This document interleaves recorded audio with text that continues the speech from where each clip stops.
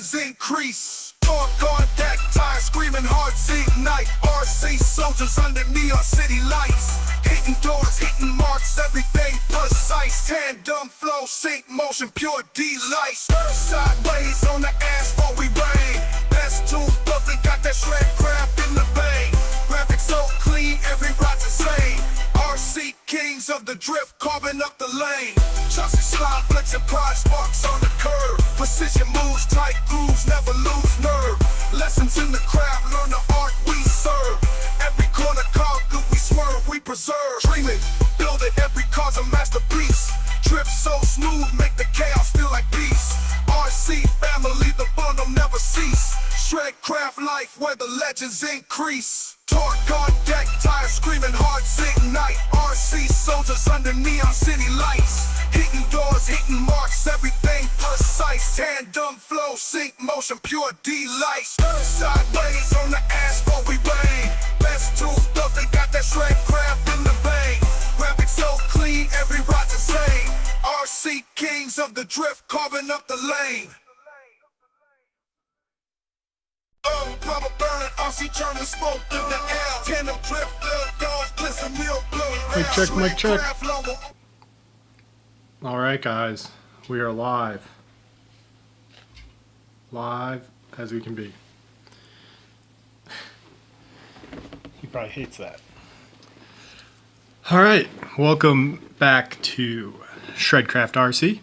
I'm Cam, and I just wanted to do a little live stream because the first prototype parts came in yesterday, or actually the day before. Yesterday I spent some time countersinking the holes, kind of finishing up the aluminum parts, because when they come in to me they're completely raw, unfinished, no countersinks. And then of course I got to go over everything and take note of hole placement compared to the stock parts, disassemble the stock chassis, and double check all my hole spacing and alignment and stuff like that. So I got all that done, and now we have stock parts now removed from the chassis. So I was able to get weights of all the stock parts and pieces, and what I ended up with here was this pretty thing. So you guys are the first to see this. I haven't posted pictures of the final chassis, not this far in the assembly process, but everything is bolted up, countersunk, aligned, and on the chassis, ready to test. So if you guys didn't know, I did start a Discord specifically for the FRX. The link is in the video that I posted today on the channel, and I'll see if I can get it in the description here in a minute on the live stream. But one of the things that I mentioned, and I'll see if I can show this on camera, but this aluminum is thick AF. It's 3.2 mil, so it's significantly thicker than any of the parts or chassis I've made in the past. And with that, it added some significant weight to the chassis. So there's definitely some refinement and some stuff I need to do to finalize this before I get a full kit together. And then along with that, I have the roll cage piece that is still in development. I'm still trying to decide if I'm going to have adjustment slides here so the cage can move up and down on the chassis, or forward and back. But with some of the testing and some of the designs I set up, it seemed to add more complication. And then along with measuring a bunch of different other bodies, and then having you guys also measure your bodies in the last live stream, it kind of makes sense to have it as a single piece. This chassis is really narrow, and the let's see if that focuses, but since it's really narrow here, the roll cage isn't going all the way out to the doors on the body anyway, so it's just going to be like a cage that's going to sit in the center of the chassis. But like I said, I'm still testing it and still setting up files. So tonight I just wanted to open it up to questions, kind of do a live hangout. I have like a Blender file here and then the weights, so you guys can be the first to see what the stock weight was compared to this chassis weight. Threw it on the corner bound scales, got some shots. And then yeah, I can dive into these chats here. What's up, Mark? Mile High RC in here. I actually have some Mile High RC lights right here, so I'm getting ready to get those installed on the body. Trying to come up with like maybe doing a lazy eye pop up on that one via body. I think that would be pretty cool, especially with those lights. Mario, what's up? Thanks for joining. Yep, I put it on the scales. I will get those put up here. And actually, it was... So I'm doing a video in the process of putting this whole thing together. And so I weighed it when it first came in, when it was completely raw, not countersunk, not sanded down. Excuse me. In the base chassis plate was 144 grams. After I countersunk it, sanded things down, got the filing and stuff done, it was down to 140 grams. So I ended up saving 4 grams in the chassis deck alone. But then after weighing the stock chassis deck, I found out that the stock deck weighs 88 grams. So there is some significant weight added there with having that thick aluminum. But I can tell you right now, this thing is rigid. It's not flexing at all. You know, it's hefty, and then I need to go drive it. So maybe tomorrow night or Saturday night I will go take it to the track, try it out, and see if it's beneficial or not. Maybe having that weight down low will make it drive better. Like, it didn't drive bad to begin with. But here, I'll bring these up here. So this is the stock weight with the stock chassis, stock parts, all of that, and a battery in the car. And if you'll see, the weight balance here was 40% front, 60% rear. This is 70-75 aluminum. I wanted, not that these cars need that much strength, but I just wanted to try it out. I had my crawler chassis made out of 70-75, so I know it's strong, I know it's durable, and these cars really aren't seeing that much force compared to like a race buggy or a basher or something like that.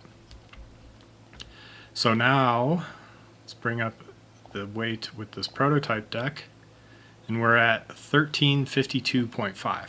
So you know, 50 or 60 gram increase there, but then if you look at the weight balance, we're at 41% front weight and 59% rear. So I actually added more weight to the front. Along with this, I don't know if you're going to be able to see on the live stream cam here, but I went through and I added, it's not going to focus, but I added titanium hardware where I could to try and recoup some of that weight. Not that that's going to make a big difference, but you know, I might maybe save 10 grams in total with replacing 20 screws or something like that. If that, 10 grams maybe. So that was interesting. I also think I need a new countersinking bit, just because some of these, like, they're all flush, but they're maybe not sitting square. And then if I move into production, I'll either have Senketsen do the countersinking, because I do need to open the holes up just a little bit in the final file.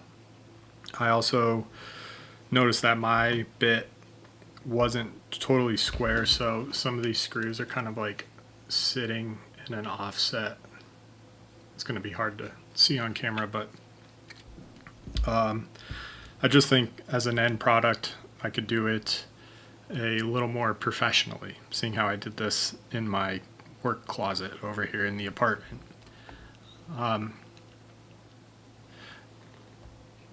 But yeah, the distribution is not bad. I think, you know, the original one being at 40, don't know if it's going to come up here. So original weight, we're really not that far different. And I haven't played with the springs, but I probably could actually corner balance this. And this is also with a battery in it.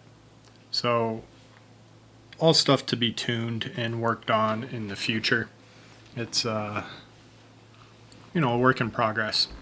And my design stuff isn't necessarily like by the book or taught in a school or anything. This is all self-taught, self-learned through my years of making different RC drift chassis. I'm not claiming to be a professional or better than anyone else. And then let's see, I have some photos. I'm gonna have to switch this over so it'll look funky for a second here. But if I bring this one up, this was as I was disassembling the chassis and kind of getting measurements and spacing. One of the other issues I did have was the rear of this chassis here might have been slightly longer. So before there was some drive shaft play, like ever so slightly, you could just wiggle it back and forth. And now the drive shaft is pretty snug.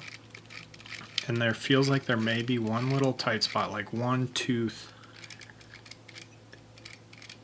I mean, it feels pretty smooth now that it's all bolted together, but it felt like there might have been one snug spot, like a gear mesh or tooth was off just a little bit. But overall, these were just some of the photos. Yeah, prototyping can be pretty spendy. What's up, Cody? Thanks for joining along. Thanks for the comment on today's video. It's definitely a bit of an abstract process I have, but I come from a world of vinyl wrapping and stuff like that, so I use the tools that I have accessible to me when I'm designing these parts. Again, this was right after I got done countersinking these holes and going back and forth between my drill and the workbench just to get these dialed in.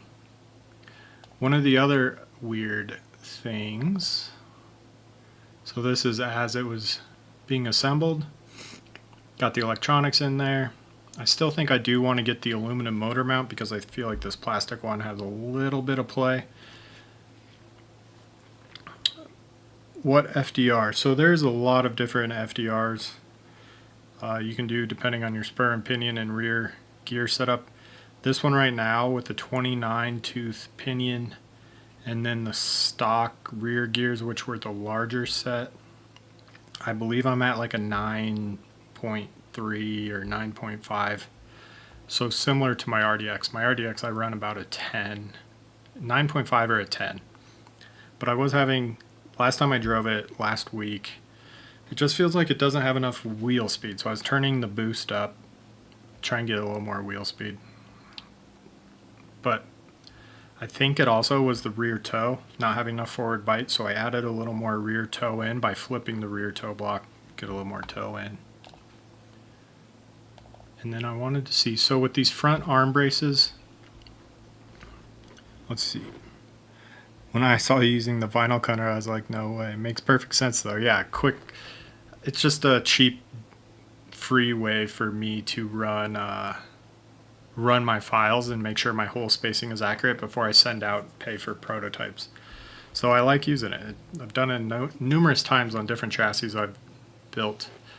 But one thing that may be hard to see is where the arms mount onto these front arm braces that I made. The stock pieces actually have a threaded piece pressed in. And rather than threading these, which I think I can do through Senkutsen, I'll have to figure out how to make it in my file. But I ran countersunk screws, it's going to be nearly impossible to show on camera, with locking nuts underneath. But the clearances are so tight that it's less than a millimeter from where the bell crank rotates, that it nearly hits the threaded portion of the screw. So that's something I'm thinking about. I don't know if I'll tap and die those myself, but it works. It's not hitting. it's functional. I'll be able to drive this and try it out. But those front arm braces, the hole spacing is accurate. Like I said, they're probably a little thick for what I want in a finished product, but they work.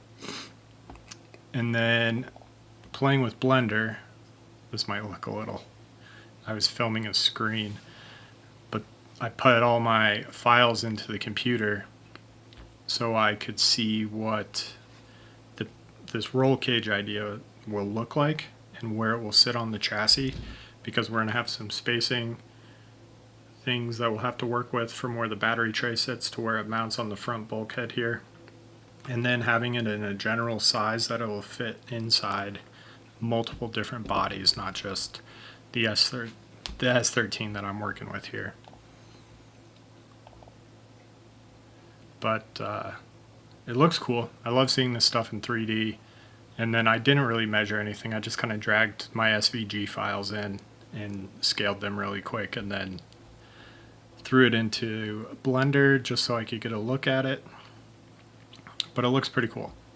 Always like seeing that stuff in 3D. But I'll bring the chat up here. If you guys have any questions, I'll start going through a few of these here. And then, yeah, we'll just have like a little hangout. You can ask me anything you want about drift tuning or setting up files or ideas that you guys might have on the FRX.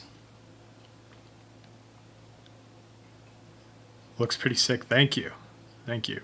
I like how it looks. I like how the shapes go together.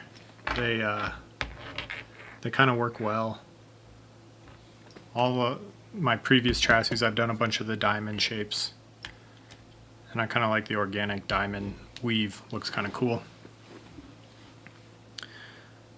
Mario, you run 10 to 11, yeah. I guess, you know, FDR really is a personal preference and really set up for like the type of track you're driving on, that type of thing. It's really big part of this hobby. Everything's so subjective. It's hard for me to say this is the best, this works. It's whatever works best for you. Stock FXX gearing 6. Yeah, that's pretty low. Let me see real quick. I have the chart here.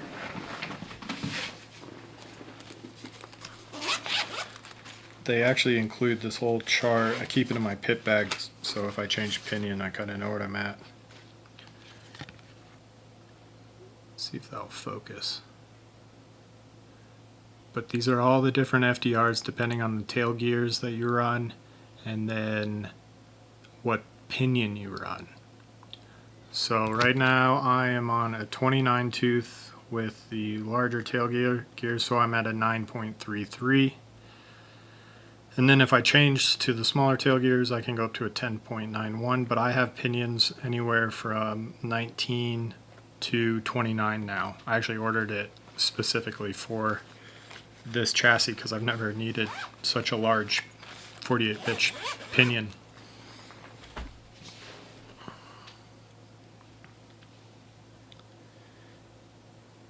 Chose a kit for experimenting with. Yeah, that was the whole goal of this. You know, I did a live stream to kind of ask you guys what would be a good, you know, budget level, still in an entry level range kit that would allow a bunch of modification and parts for it.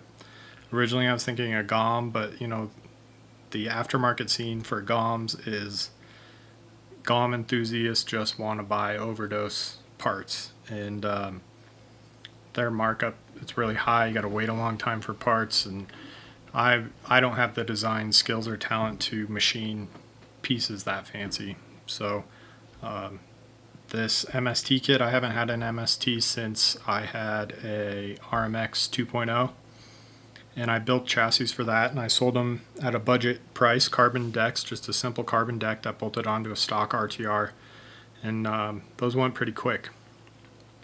And I didn't not like it. I just felt like there were better options on the market with Yokomo, and then at that time the RDX had just been announced, and I've been driving the RDX ever since that came out, and it's fully hopped up and customized, and have a bunch of titanium parts and carbon deck, and I just really always liked how the RDX drove. But now I was really surprised with how well the FRX drove. So it kind of got my enthusiasm a little higher to keep working on it and design some cool parts for it. So I think the ideas with this roll cage and stuff like that is going to be pretty cool moving forward into the future. Like, get some, a unique chassis build, not something that you see every day at your track when people pop the lid off and they're like, oh, what chassis are you running? That's always something that's fun for me. Scale tonight, I'm probably not going to make it tonight. Formula Drift is on. I'm going to watch that, and then maybe tomorrow night or Saturday I'll try to get down to scale, because I really want to test this out. I did just finish it up for the live stream like half an hour ago, so I am itching to get some laps, get some batteries through this thing. Does it have a spool or a gear diff? It has a gear diff, and I got it pretty open, so you can see when I turn the drive shaft. Spins both wheels. Let's see, the camera's got me all backwards. But it's pretty open. Took a few batteries to break in.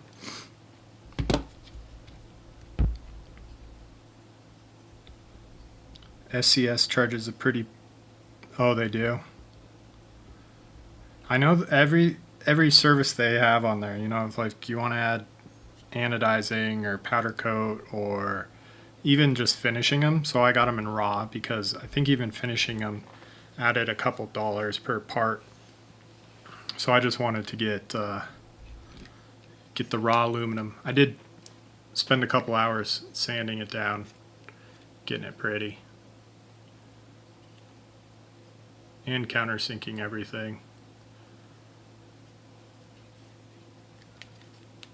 But this is a solid piece of drift car right there.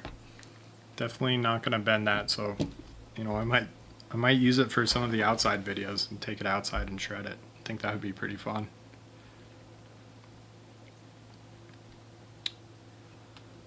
Okay, let's see what else we got here.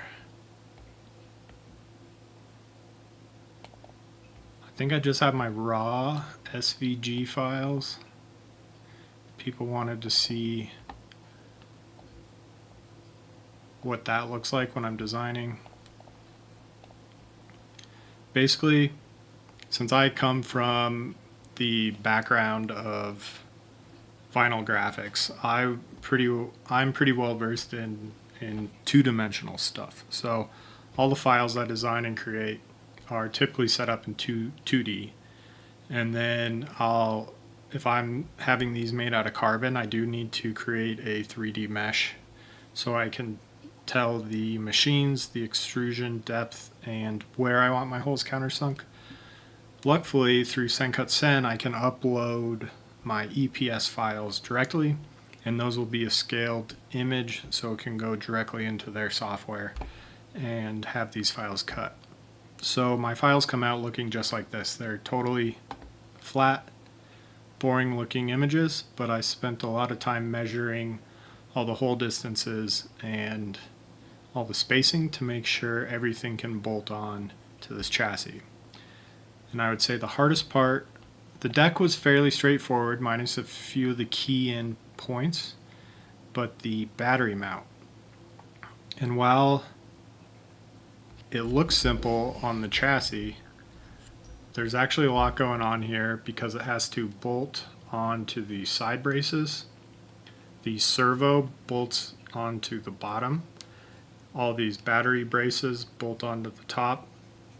So there's quite a bit that mounts onto this simple flat piece here, meaning that there's countersinks on the bottom side and there's countersinks on the top side, along with key-in holes for each of the mounting tabs. So it took probably 5 or 6 renditions to get where this file is. And then I also opened up the channel to allow wires to have a little more room to go through the transmission and not get pinched on the servo in the transmission there. And after bolting this on, I did have to do some filing to open up the bottom backside of the file there where it mounts onto the transmission. It was a little tight, and then some of my holes were a little off, so I had to open them up just a little bit. And I've already gone into the original file and made the changes I need to make to this. But that was probably the most difficult. Then let's see, the front braces, these were straightforward, just some simple measurements. We have a key in hole. These will all be countersunk minus the 2 holes for the arm mount. And then that's something that I'm still working on. Like I said, the clearance is tight there, but it still is able to clear the steering rack as it sits.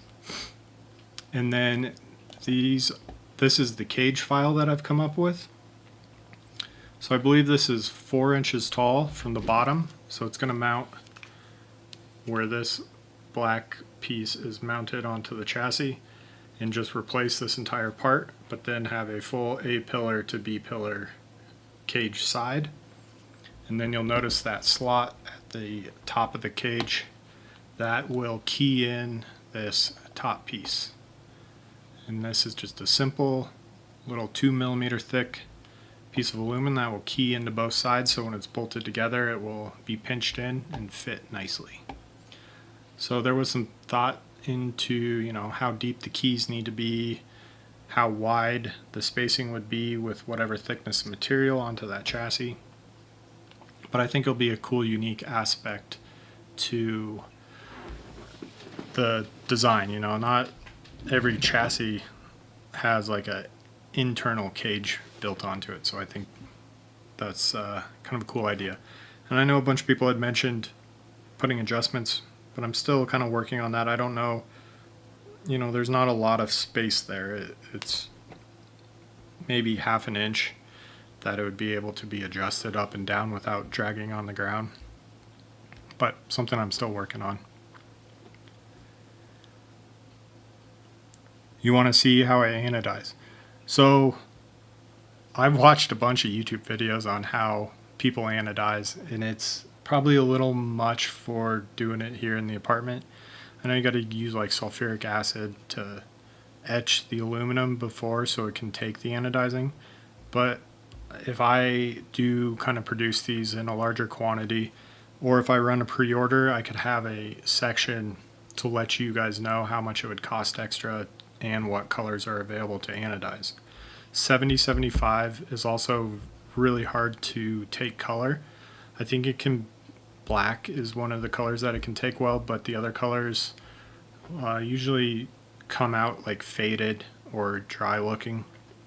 So that's why if I make this a 2mm thick chassis and go with 6061 aluminum takes anodizing a lot better. It's a little more porous.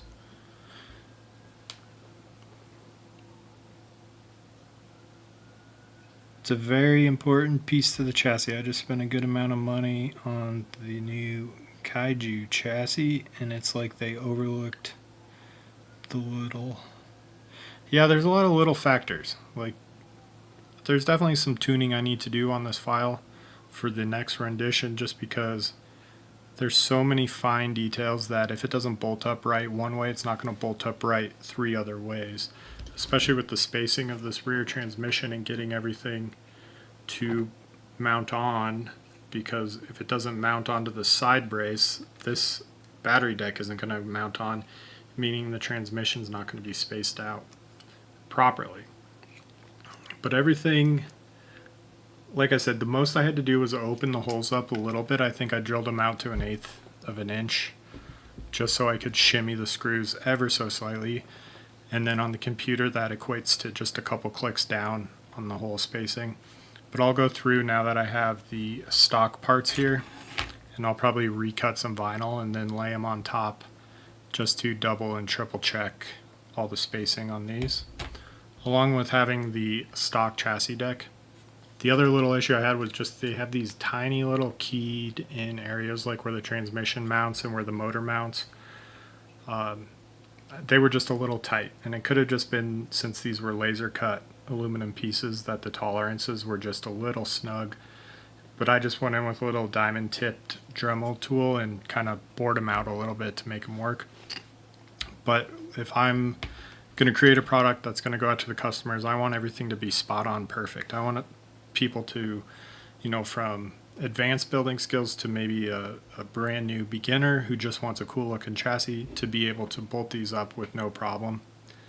And the other thing, that's always in my head is that if I'm making a product for the public, I don't want to create something that's a headache to work on or garbage, because I don't want that person going on the internet and bad mouthing Shredcraft or anything like that. So that's why in the previous chassis I've designed, I've usually only sold them to people at the track until I came out with that RDX and I knew it was dialed. I knew it drove significantly better than the stock chassis, and also was selling to people only at my track. Then I can address any issues personally, rather than having someone go onto a Reddit group or a Facebook page and talking trash about Shredcraft. So I'm not really a business. Shredcraft, I started to just share my passion of RC stuff, because I'm into crawlers and all sorts of RC vehicles. And this allows me to use my creative kind of artistic mind, I guess, and create some cool products and then offer them to you guys as a fun little side piece, and then also helps me, keep doing this. Having other people who want to buy my stuff's pretty cool.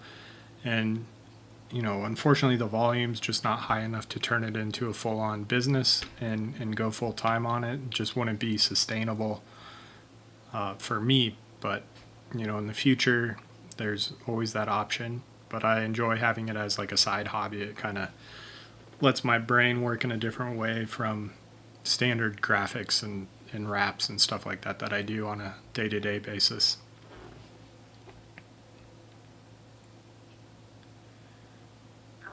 Thank you. Yeah, I like using the vinyl.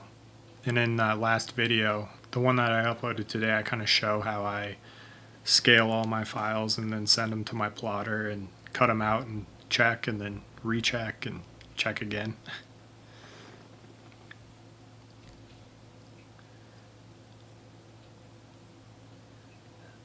Sad part about worldwide shipping. I just had to replace a product in Australia and it wasn't cheap. Ooh, ouch. Yeah, I bet shipping to Australia can't be cheap. A few videos ago I did that post about, freeing up some money so I could start this project.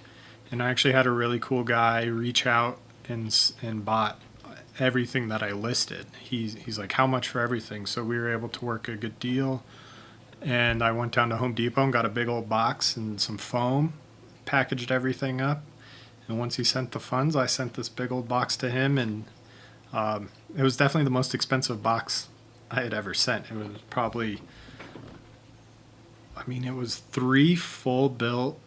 It was my full metal cage buggy with aluminum axles, all that. I think I sent my other comp crawler, and then a TTO2, 2 or 3 bodies, some SEX 24 stuff, a Losi Mini T. It was a big box, and it probably weighed 20 pounds maybe, but it was, let's just say, over $120 in shipping.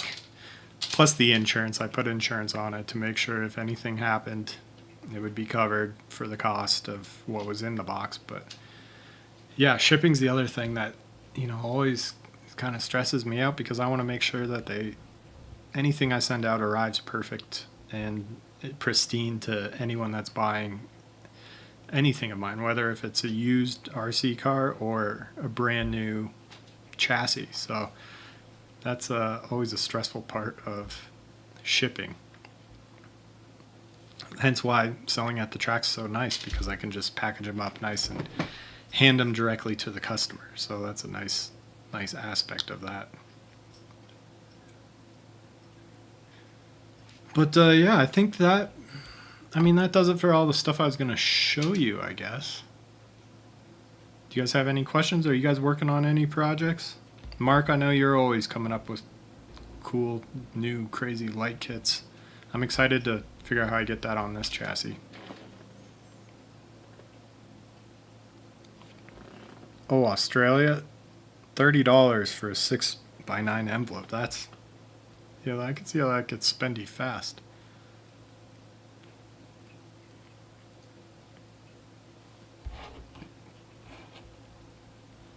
Are you using UPS or USPS or FedEx? I don't even know who would. I kind of stay away from international shipping. Still working on the mullet chassis? Nice. I'm excited to see that thing at the track. It's been a while since I've seen you, but I know you've been traveling around to a bunch of different events and stuff, which looks pretty cool. Seeing some cool one-to-one cars.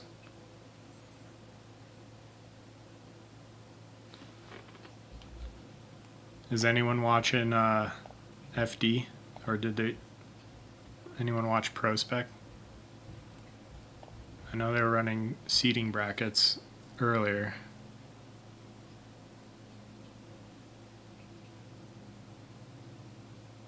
UPS is the best. Or USPS. That's who I use too. I've always had good luck, especially with like their insurance and tracking and all of that. I prefer USPS to anything I'm sending.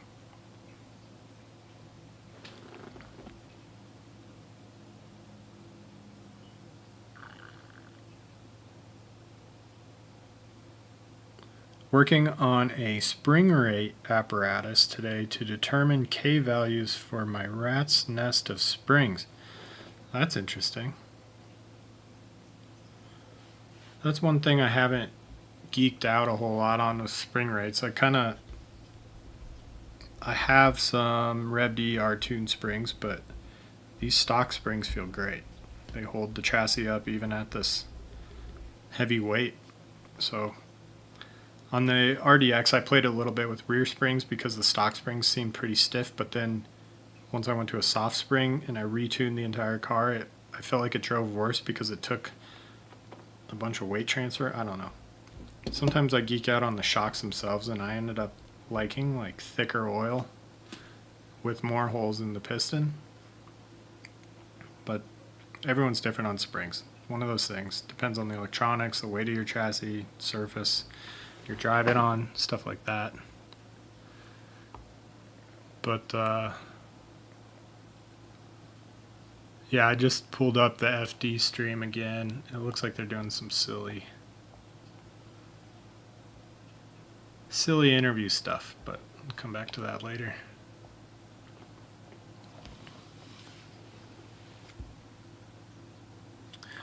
Yeah, the knuckle does have KPI.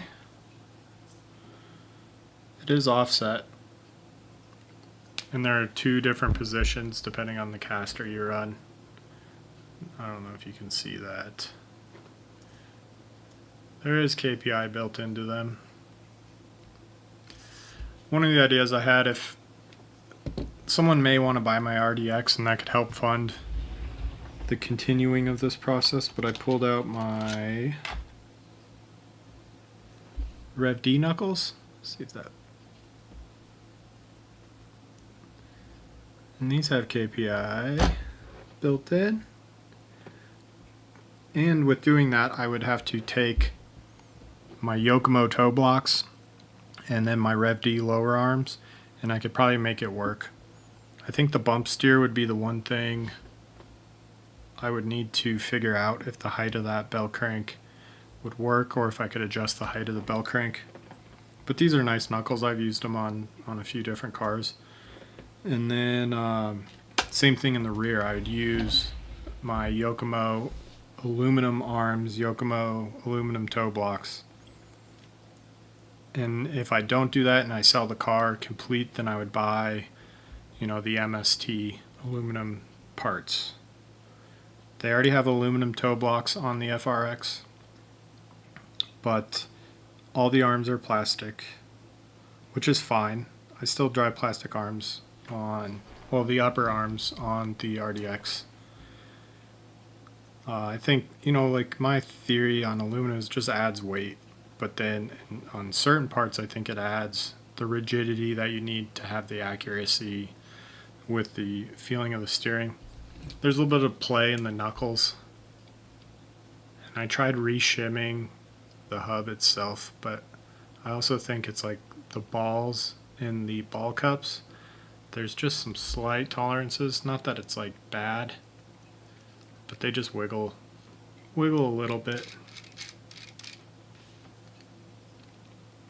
Everything else is pretty snug. The front has a lot of droop.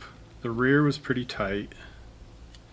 I ended up moving the shocks in one hole on the lower arm to stand them up a little bit, and then it gives a little more rebound or a little more compression.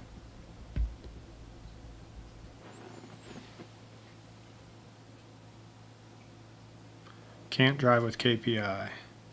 Well, really, I mean, it's,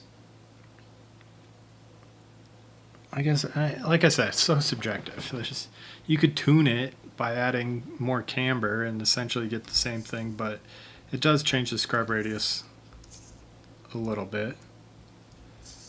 And then, like what offset wheels you run and all of that. There's so many factors involved in tuning RC drift cars. It's hard to say like, oh, this works great, this works great, this is the best, because everyone's gonna have a different opinion. Along with that, everyone's gonna have a different driving style and different feel on the car.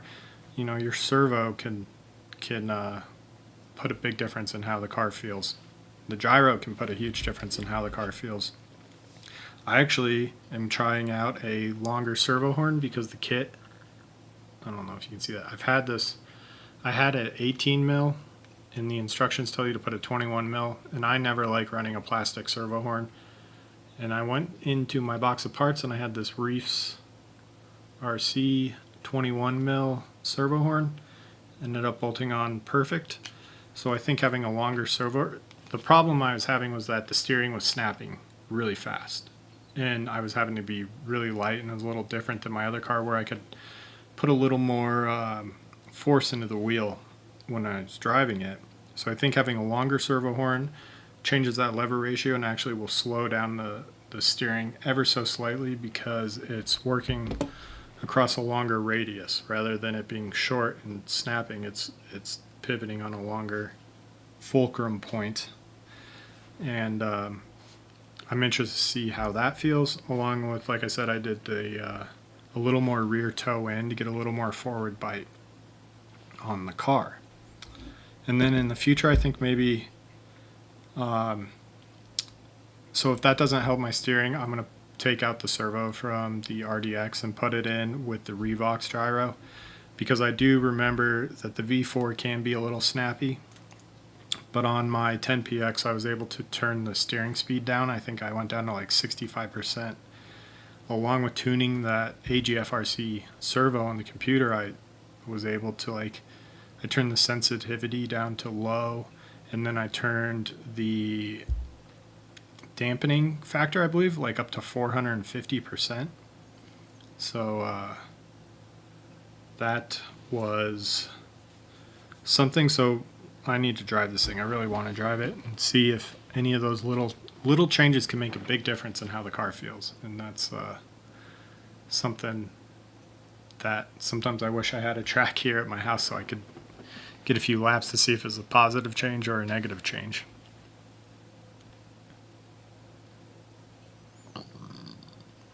RD2. Yeah, it's a great car. Another snappy car. Doesn't the RD2 have KPI? I got one sitting right here. There's KPI built into the Rookie Drift knuckles. Totally stock RD2. I drove this car for a long time. never did anything to it. It's a good, great driving car for how much it costs.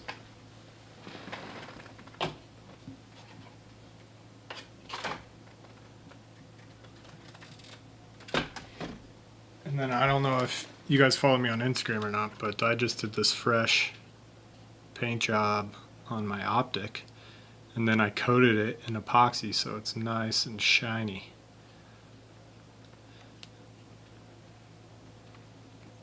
Did some like little Harley style fades.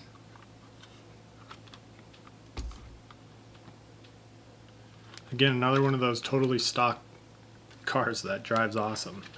Vanquish H10 optic, but I wanted to play with some like Harley gas tank style paint.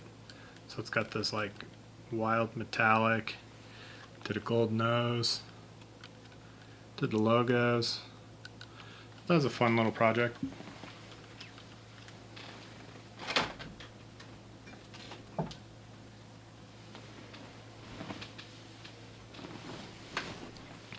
H10 Optic by Vanquish. Definitely, if you're into crawling, it's my favorite truck. Sold all my other trucks, that's the one I drive now.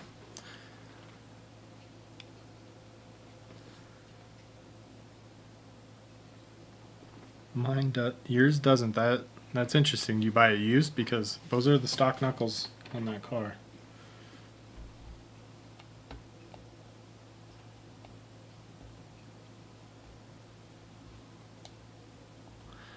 I'm pretty sure most everything except probably a D5. I have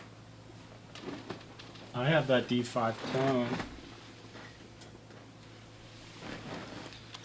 And while it might look fancy, this is a piece of junk. I would not recommend this to anyone, and I see so many posts about it online. But there's two different holes on each. The knuckles are the same. I gotta hold it up here, funky. And then you change the whole spacing on the knuckle, and it creates the KPI. But yeah, don't buy a D5 clone. Look how long those rear arms are. There's no camber gain, under compression. The spur that it came with didn't even work with the pinion in the motor mount. And then direct drive steering I just don't like. I'm not a fan of direct drive steering.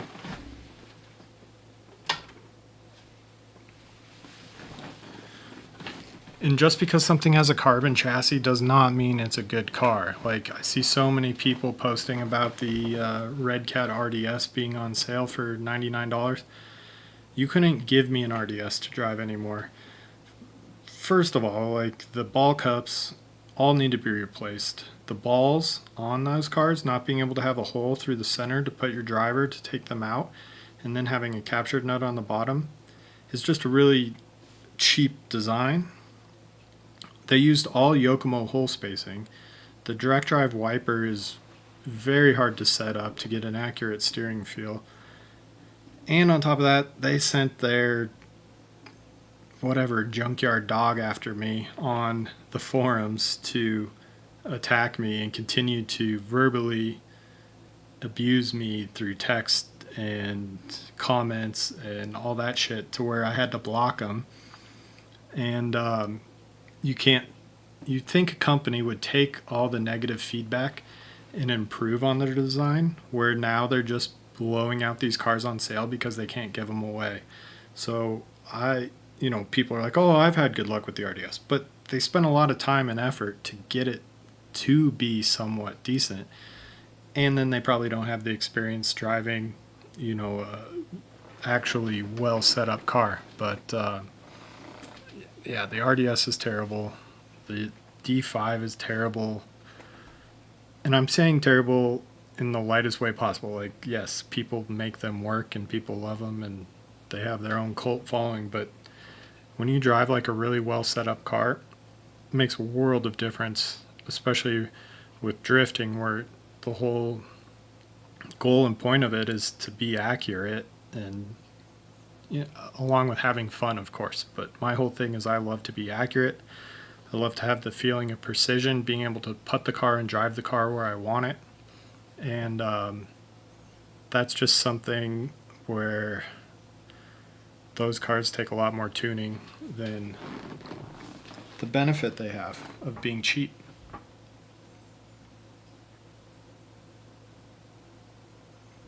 My light's freaking out. I don't know if you can see that. I'm trying to wiggle the cord.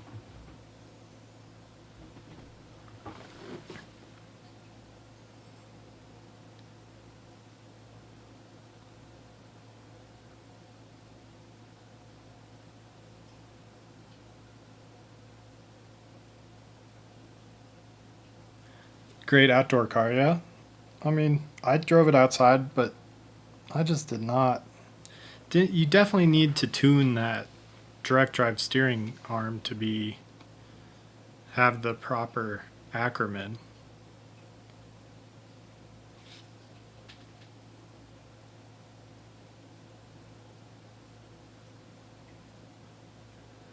No, it doesn't have the ability to be a flagship because it's not original. It's all copied Yokomo stuff. I mean, all my stuff's copied too, so.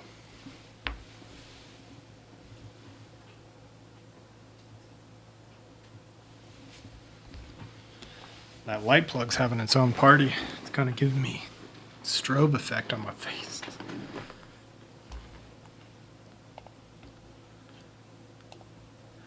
I think my criticalness of all of this comes from like driving real drift cars and having the precision feeling and being able to actually drive the car, only because I see a lot of people, beginners and experienced people, who still have trouble like getting around the track and driving decent lines. And by decent line, I mean being able to chase effectively instead of driving inside lines, just trying to keep up with the lead car, which in turn causes a lot of issues for the lead car, because in tight corners, the chase car would be cutting off the lead car. But I'm going to see if I can pull up some videos. So I think that has a lot to do with it, is like a lot of people probably don't have the same experience in tandem drifting real cars that I do. I know a few other people that go to our local track have real drifting experience, and they kind of understand what it takes to have a good lead and a good chase. But I really like prided myself on how I could drive and be accurate with my real drift car. And a lot of the times I was in an underpowered car competing against guys with twice the amount of horsepower my car had.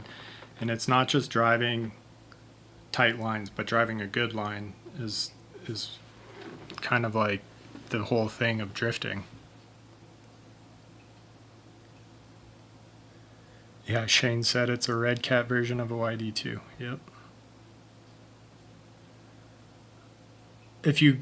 Mario, if you go to today's video that I posted, there's a link in that description that has a link directly to the Discord for the FRX. And I'm also doing some behind the scenes stuff on there. But if you guys want to see some one-to-one drifting of my real drifting days, I can pull these up.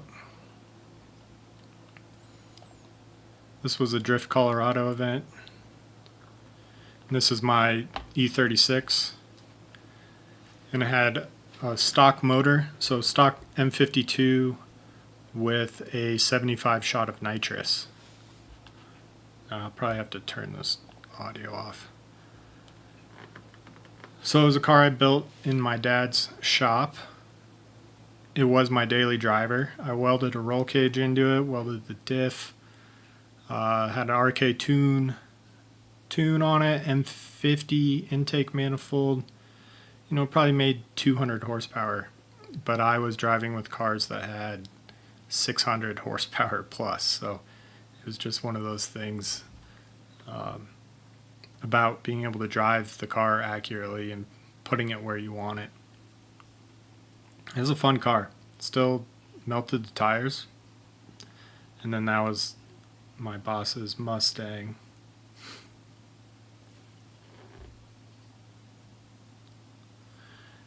And did I lose internet? Like glitching?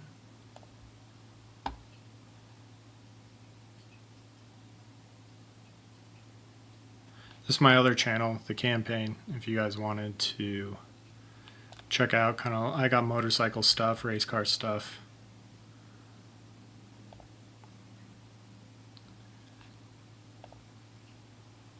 Drift car stuff. Let's see. Gotta love PPIR. It was a fun track.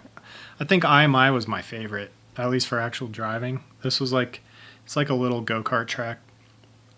It ate tires, but it was a blast. Reese, anyone excited about the RMX4? I did see a post about it.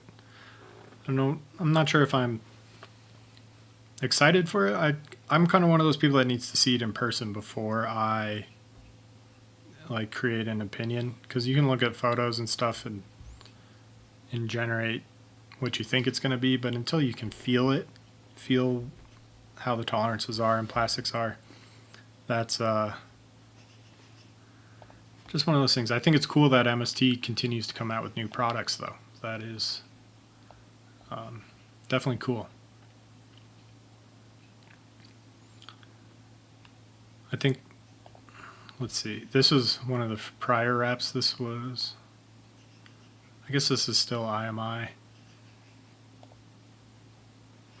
One of these events, I snapped a coilover on this entry, going about 60 miles an hour. Its coilover just snapped right off the knuckle. They were cheap eBay coilovers at that time.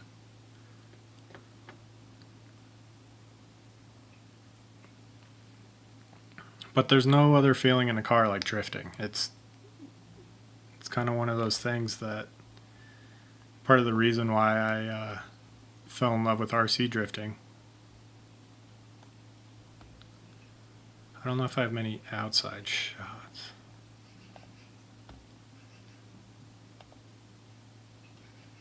This is when I was still learning.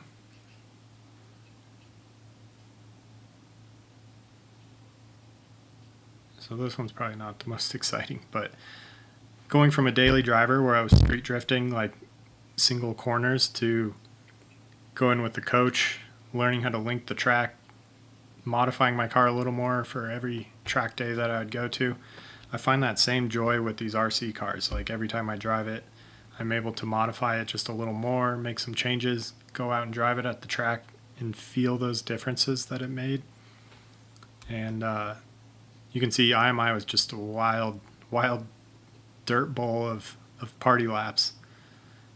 But always a good time, always so much fun getting to drive your car in anger on track, especially since it's kind of one of those things where you can't get away for very long doing this on the street. Hence why I turned my daily driver into a track car back then. And this was 7 years ago, so a good amount of time. And then this channel ended 3 years ago when I got my TRX4 Sport, and then I started all my RC content on Shredcraft. So all sorts of fun car stuff. Even goes back to like before I started drifting, I drove track cars with my dad, and he still to this day races vintage cars. So that's how I got into it. And even before that, we started drag racing, because at the time we had a drag strip down the street from our house. And when I was 18, the cops would if you were under 18, you could go race your car for free, because they didn't want you street racing. But yeah, all sorts. I got the full build of my E36, other people's cars, some of my dad's race cars. the first wrap I ever did on my car. Even some knife making from back in the day. I used to make some knives. But if you are bored, you can go check out my other channel. A bunch of fun videos. Even some skiing and snowboarding stuff that we used to do back in the day. Some buddies. But we used to take snowmobiles out and go build jumps in the backcountry.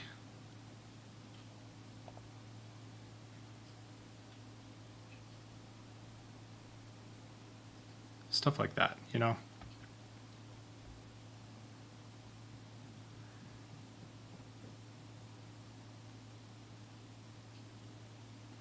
It was all fun.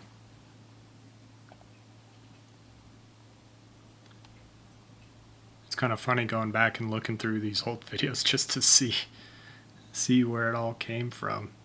I mean, there's a lot. I used to film Dew Tour every year, hung out with Scotty Lego, Danny Davis, did a bunch of their video projects, stuff like that. I did Lucas Off-Road Racing, like off-road trucks, short course trucks, stuff like that. That was always fun. But yeah, that was a little bit of my past. Always fun getting to see where everything came from.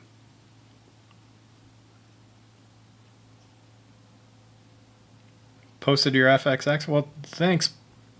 Appreciate that. I'll take a look, but I'm going to try to keep that just FRX stuff.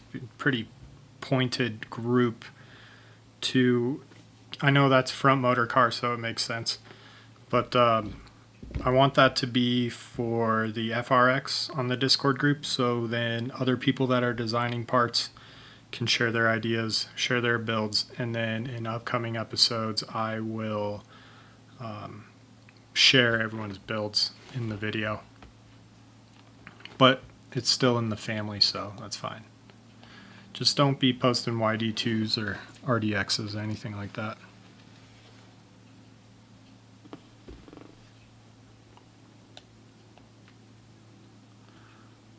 All right, we're coming up on an hour here. Is there any other questions out there pertaining to RC drifting or setup or tuning or FRX in general? The new chassis plate.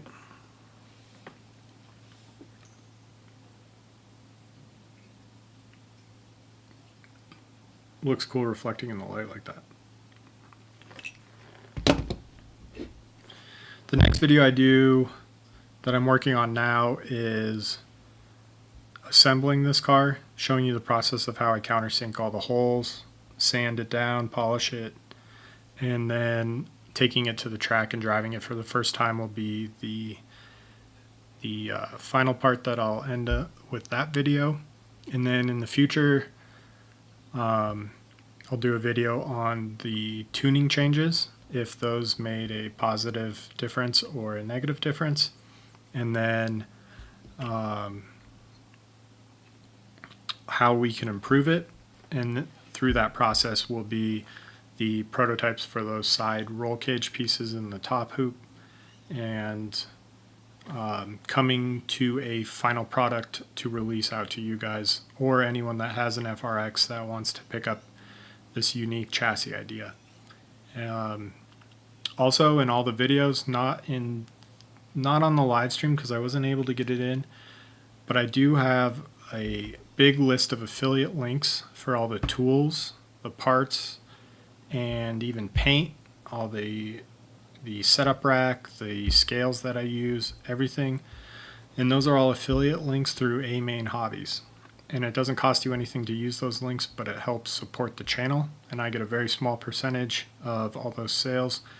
But it's a way for me to start to help grow this channel, because it's kind of been stagnant where I've just been spending a lot of my own money. I don't make very much money on YouTube. I mean, it's not even enough to pay for car insurance, let alone groceries or anything like that. But maybe one day I can get this channel big enough that it, starts to become a full-time thing, and I can put a little more effort in and make some more money from it. So when doing that, there's a bunch of, sponsors that reach it, potential sponsors, I should say, that reach out. Most of them, from my experience, have been scams or not relevant to RC drifting, so I've been declining a lot more than I've accepted. The one thing I did accept was a microphone, and it's not gonna, you can see the tip of it there. But that was one that I found beneficial because I'd never had a microphone before, but it's something I can use on the channel and give my feedback and experience through using it. And then another YouTuber had reached out and had invited me to this affiliate program through A Main Hobbies, and they actually have a third party that will go through your content and see if you're applicable, and then you have to be accepted into the program. So now I am accepted through A Main Hobbies as an affiliate. So any of the links that I share for any of the products, from the chassis kit to the motor, the ESC, the tools that I use, I have those linked in all the FRX videos. And if you use those links, I get a small percentage, but every little bit helps to grow this channel. Another idea I've had and I've been playing around with, but it takes a lot of capital to get going, is doing some merch. So possibly a hat design and a shirt design to start with. But it's something I'm kind of hesitant to jump into, just because with shirts, to start can be expensive. So I'm looking at possibly some direct to consumer, where you guys can like click on a link that I have, and the shirt will get sent to you directly from that manufacturer with the design that you choose. So that could be in the future. I'm kind of have that on the back burner while this FRX project is going on, just because I think having parts that I design and then showing how I design them on the channel kind of shows people how much effort's going into it, that it's truly a cool, unique product, and offering those to you guys for your builds, along with sharing like all the relevant and kind of like educational content on how I design, how I go from the cut vinyl to a finished aluminum product like that. Some people could find that helpful if they want to start designing stuff for themselves in the future. So I want my stuff all to be kind of like, truthful. I'm not trying to pull the wool on anyone's eyes or do ads in the midway of my videos going like, buy this game that I never play, So I get a lot of sponsorship requests for weird things. And since all these videos are posted in the automotive industry, I get so many like Chinese underglow kits or tire compressor things, stuff that just really wouldn't mesh well with RC cars or RC drifting in general. But yeah, it's just one of those things. It's hard. RC drifting is it's a very small niche in the RC hobby, and the RC hobby is still kind of a small niche, but it branches out in a lot of ways. Like, I've posted a few RC crawler videos and they just don't get the same reach as my RC drifting videos. And then you have like RC bashing, RC boats, RC airplanes, micro crawlers, 10 scale crawlers. There's just so many avenues you could go down with RC cars. And I'm trying to like fit in my niche of RC drifting with my experience from real world drifting into the hobby side of 10th scale drifting. And it's hard to grow a large audience when there's just not a lot of people in there yet. But in my mind, RC drifting is probably one of the fastest growing aspects of the hobby, next to probably 24th scale crawlers. So if I can share my love and passion and design ideas and parts that bring more joy to more people, that's what I'm going to keep doing. But I'm trying to find other avenues to create revenue to keep the channel going, since I spend all my own money on buying these parts and tools and pieces. The other sponsor I picked up this year was Hobbywing, and that's been huge since they're probably the most relevant in the RC hobby, and they make ESCs and motors for every car that I run now. So big shout out to Hobbywing Technology. They've helped me out a lot, and they've gotten me a couple motors, a couple ESCs that I've featured in pretty much all my videos of me driving an RC car is powered by Hobbywing. And in my mind, they make some of the best electronics out there. I used AccuVance for a little bit, but I didn't enjoy AccuVance as much as I do with Hobbywing. Couple guys at Drift PDX loved the drift body you painted. Thanks again. Oh, that's awesome. Must be John. One bear ended. That's awesome. Was it the Skyline that you took out? That was one of my favorite paint jobs. I really like that Skyline. That was a cool car.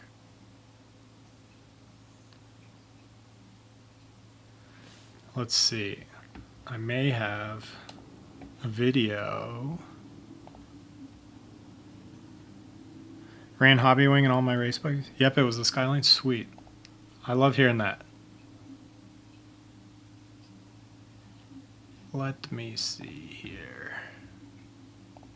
So for anyone watching and don't know, John's the guy who got the lot of RC cars, and he picked up my Skyline body. I had quite a few people message me about it, but I'm glad it went to you. I'm glad you take it to PDX. I like those guys. This one. Oh wait, I'm not sharing that screen. Hang on. I'm still new to this OBS stuff. Oh, internet, don't go.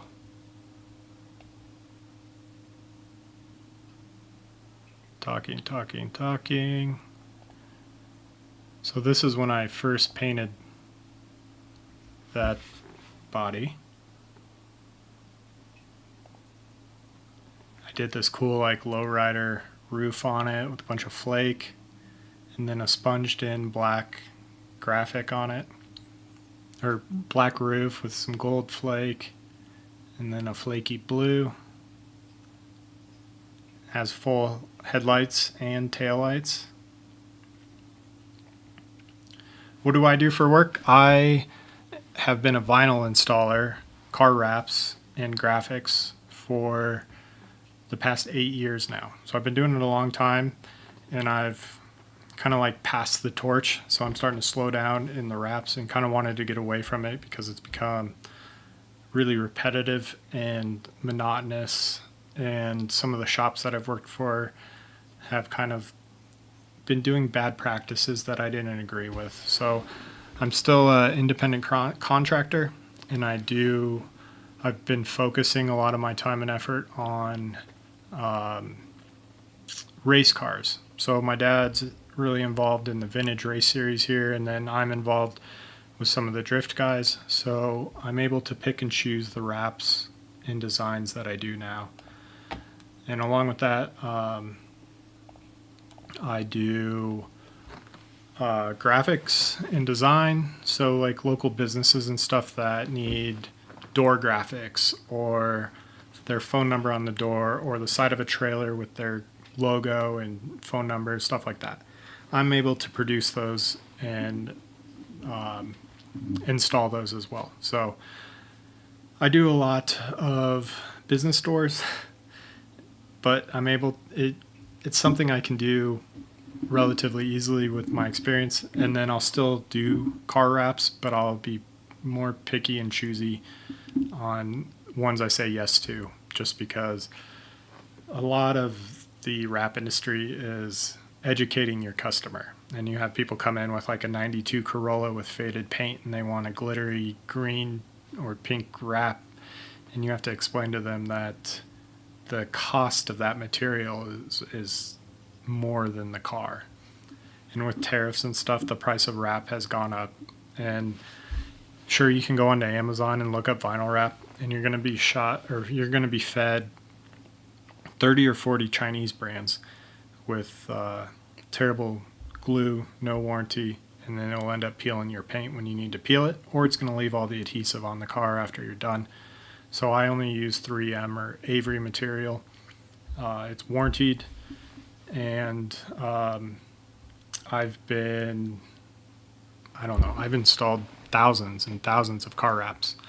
On my personal channel, I have a bunch of videos on the wraps stuff I did. I used to work for a shop that did a bunch of really unique, well-designed printed wraps. And then I've kind of transferred some of that into the RC world, where I've done liveries and stickers and stuff for people, but it just becomes a really time-consuming thing, designing and installing. And I'm trying to find something else to be more career-driven within kind of marketing or advertising or branding.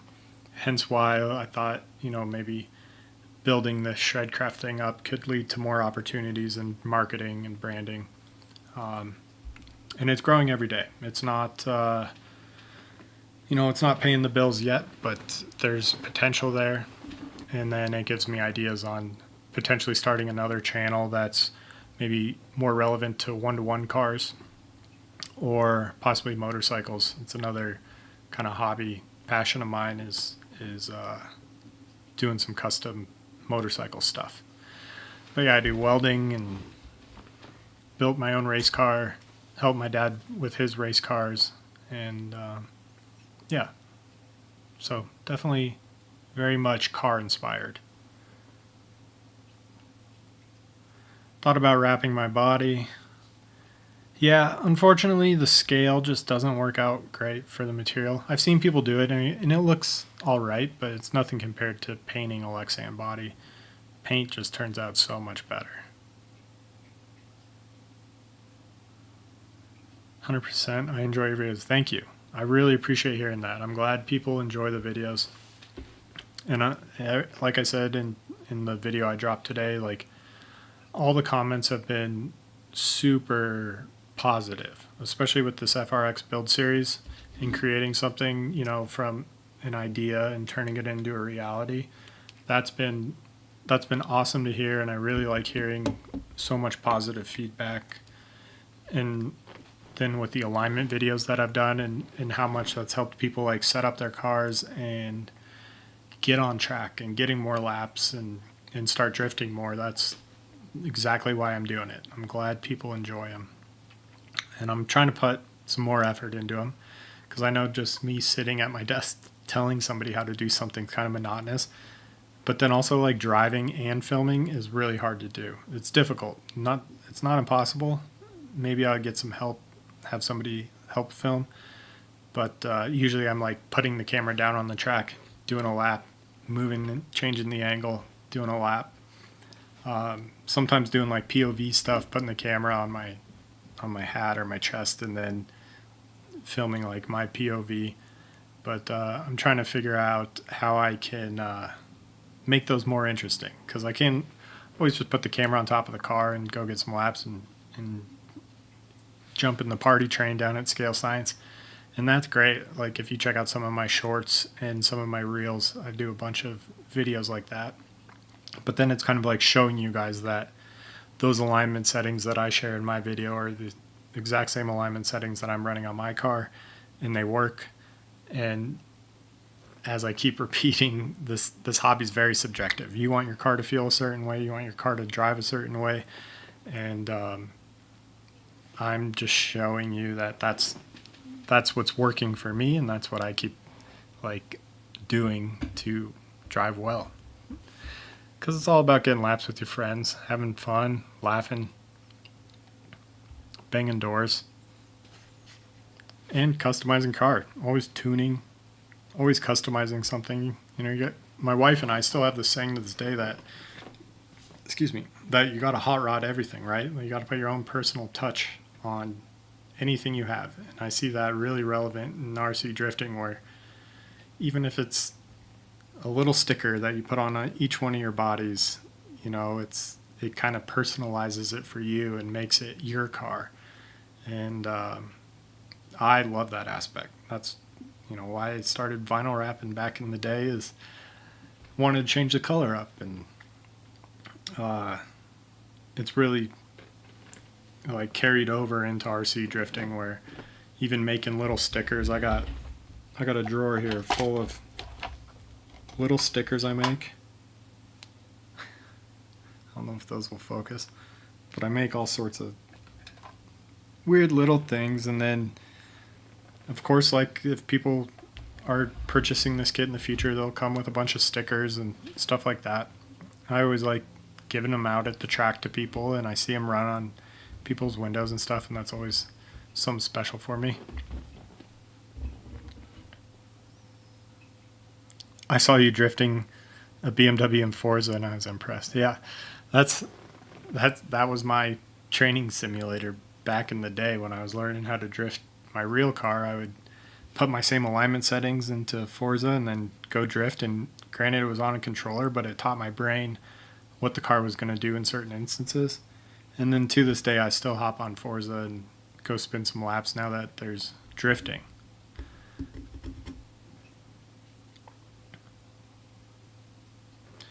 I personally go for a really planted feeling setup that likes to stay sideways without wanting to spin out. Isn't that the goal? Yep, that's how we all like to set our cars up. There's just so much tuning involved. I kind of like to have my cars, I guess. I like my cars to straighten up when I lift. So they stay sideways when I'm on throttle, but if I lift, they tend to straighten up. And that's probably one of the reasons why I like this front motor car so much, is that when it's drifting, it likes to, it has so much weight over the front wheels that it likes to straighten up. That also in tune goes with having rear toe in, having that forward bite that grips the car up. And yeah, like I said, there's so many little changes that can make a big effect in how the car handles. That's one of the fun parts of RC drifting, is feeling how those little changes, a degree or a half a degree of camber can make the car feel totally different on track. Yep, CLSD is a great diff. It's what I've been running for years in my RDX.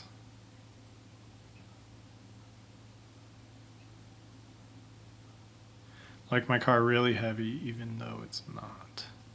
Yep. Lower that roll center, have it feel like it's driving in the track, not on the track. It's kind of how the RDX is. I can pull that car out and show you guys too. It's right here.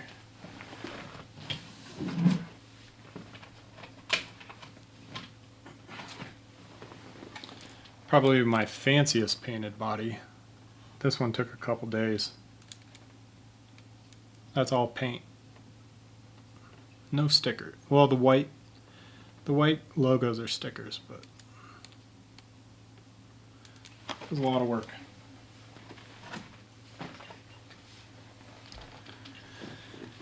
And then this is my RDX, my custom chassis. Called it the Scarab. And it had a unique flex where the battery mount would flex, but the car remained totally rigid, making it kind of unique in the, when the flex deck stuff was becoming trendy. And then I have this titanium bulkhead brace up top here.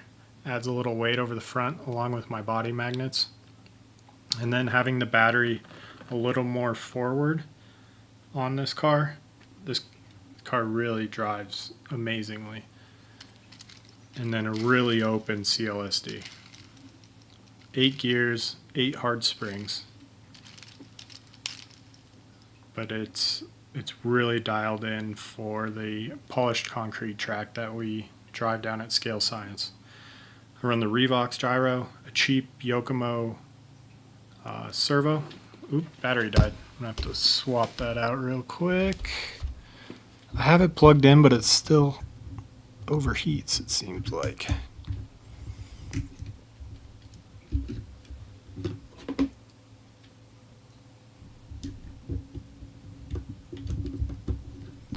Don't worry, I'm still here. Just popping in a new battery.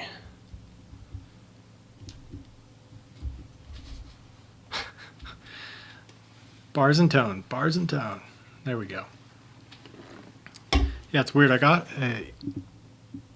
it plugged in with USB, but somehow it still exhausts the battery. But yeah, this is my all-time favorite driving car. And it potentially could be going into a new home in the future.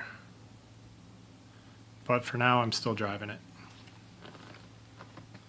You can see the size difference. Let's see.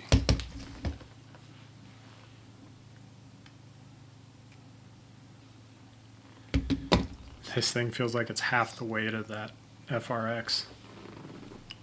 I did like custom Cerakoting on a few of the parts, motor mount, shock towers.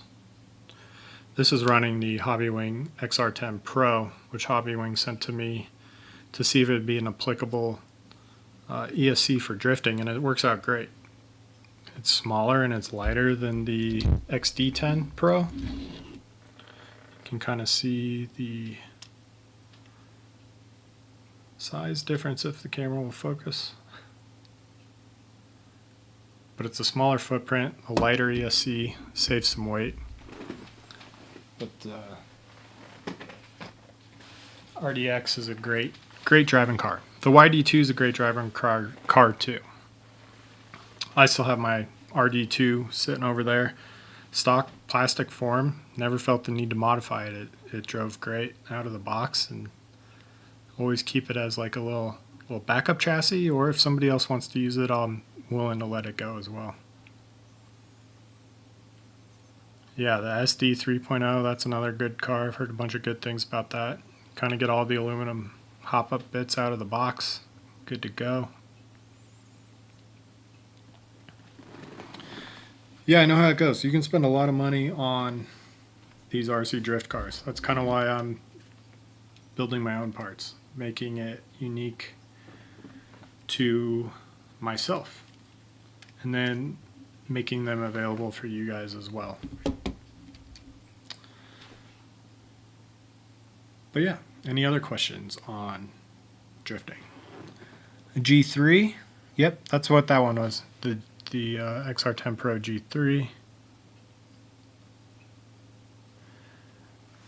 You found it? Really? Mine hasn't even gotten over 100 degrees.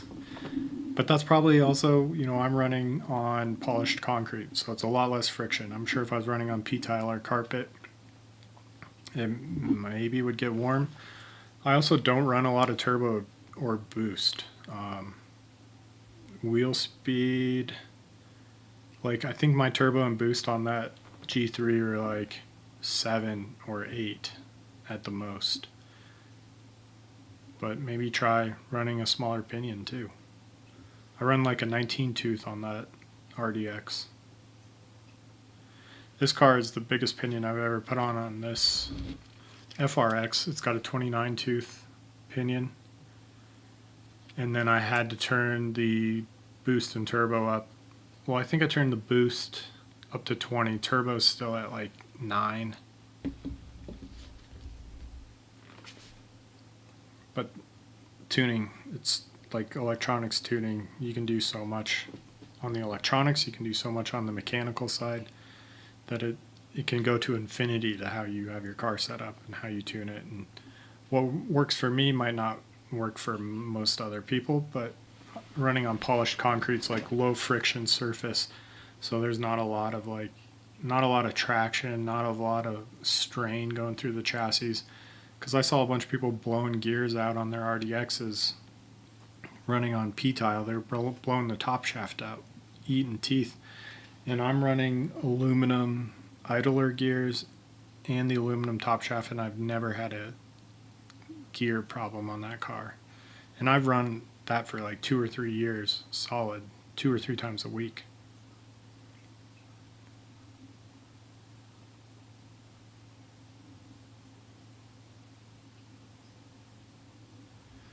Running on P-tile, yeah, that's a lot more traction than what our track has,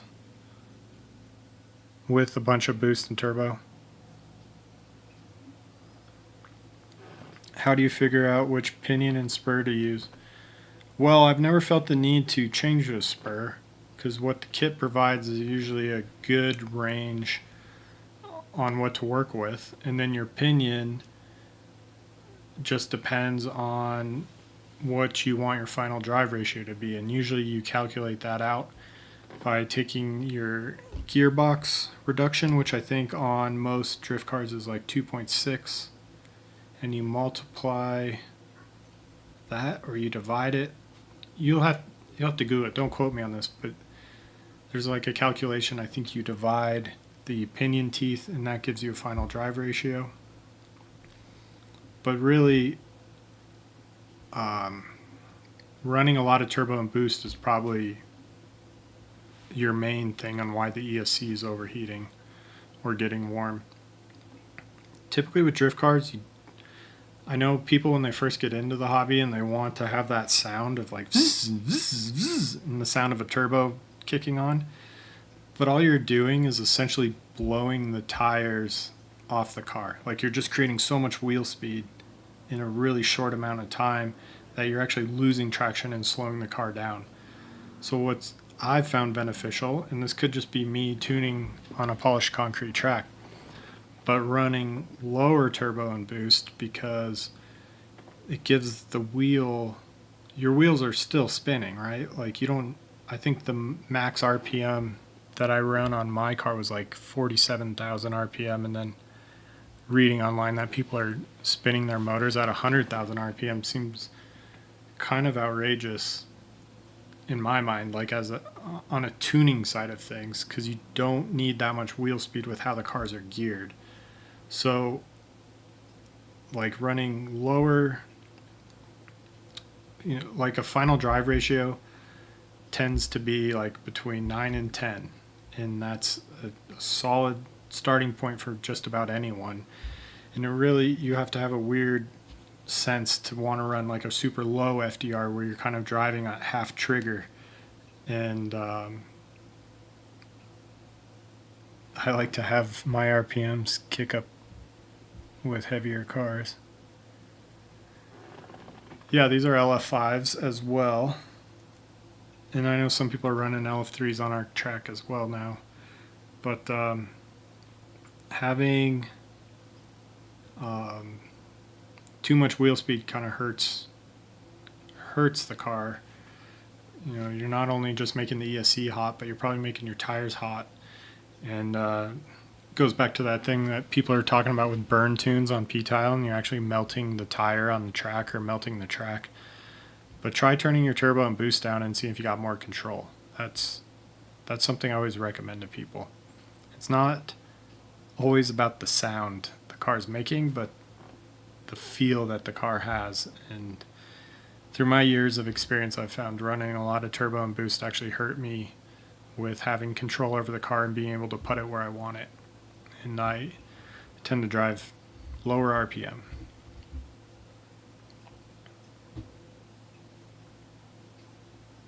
Yeah, I run mine with low throttle, yep. Pretty much. I like to have the very top of my trigger be enough to kind of spin the tires and slow the car down, but I pretty much drive mid throttle on my ESC, or on my remote when I'm driving. I'm never on or off. I'm just making very small changes halfway through the trigger pull.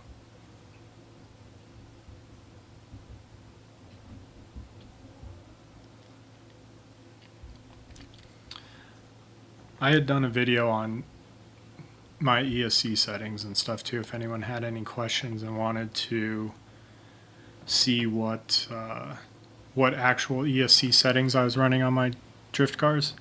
But I have a few videos. There's probably 2 or 3, and you'd see that I keep my turbo and boost, tend to keep it around 7 or 8.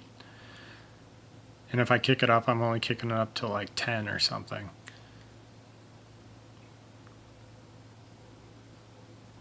Yeah, way easier to control. Being able to have that control on the trigger of the remote rather than having like way too much wheel speed and then no wheel speed and driving it like on and off. I do see people at the track sometimes who drive like that, and they're like tapping their throttle through a corner, and that's just telling me that they got way too much power going through that ESC.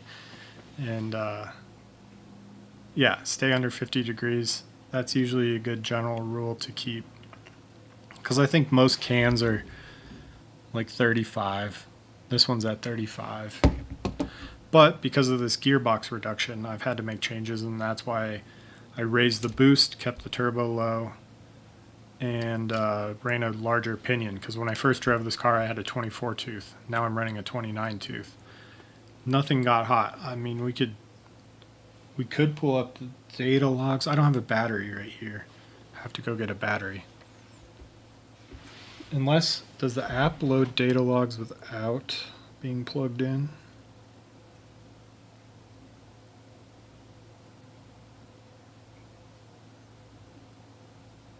No, I think I gotta plug it in. It's gotta update anyway. Huh. But yeah, I don't think my temps honestly never get above 100 degrees.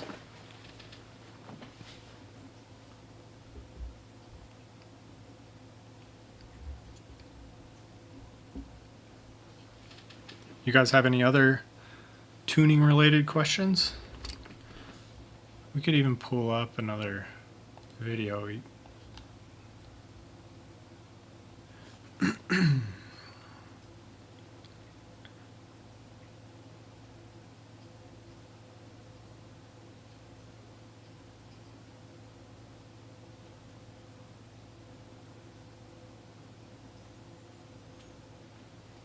The perils of AccuVance. AccuVance seemed like it was, when I was running it, you needed a lot more power compared to this Hobbywing stuff. Hobbywing seems to be a lot more efficient. I also noticed my battery died a lot faster with AccuVance compared to the Hobbywing stuff. Hobbywing, these ESCs, I can run my same batteries, no changes, but those batteries will run for 45 minutes to an hour of constant laps. Where like AccuVance would maybe be a half an hour and they'd die really fast. You also needed to buy a bunch of things, like the S-Bus connector to my 10PX was excessive at $65 for this little S-Bus connector.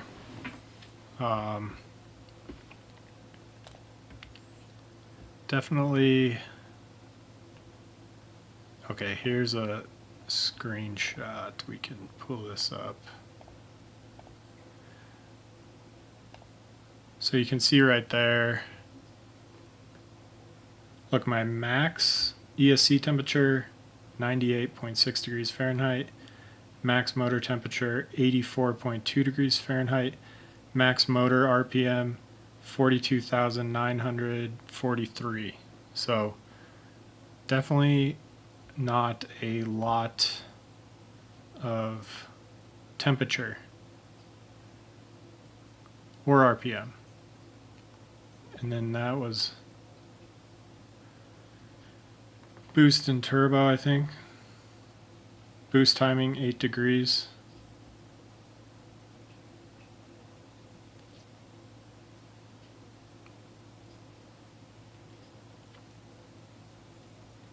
And then turbo's also at 8.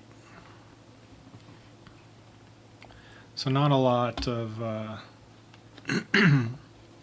not a lot of RPM there.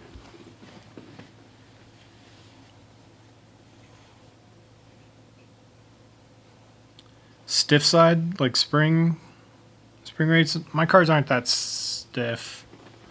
The chassis are stiff, totally rigid, but the springs are pretty soft. Usually still stock springs. I never really feel the need to change springs. On the RDX, I did change the rear springs because the stock ones were pretty stiff. And these are, if it focuses, these are R-Tune Rev D yellow springs. But they're a little more supple.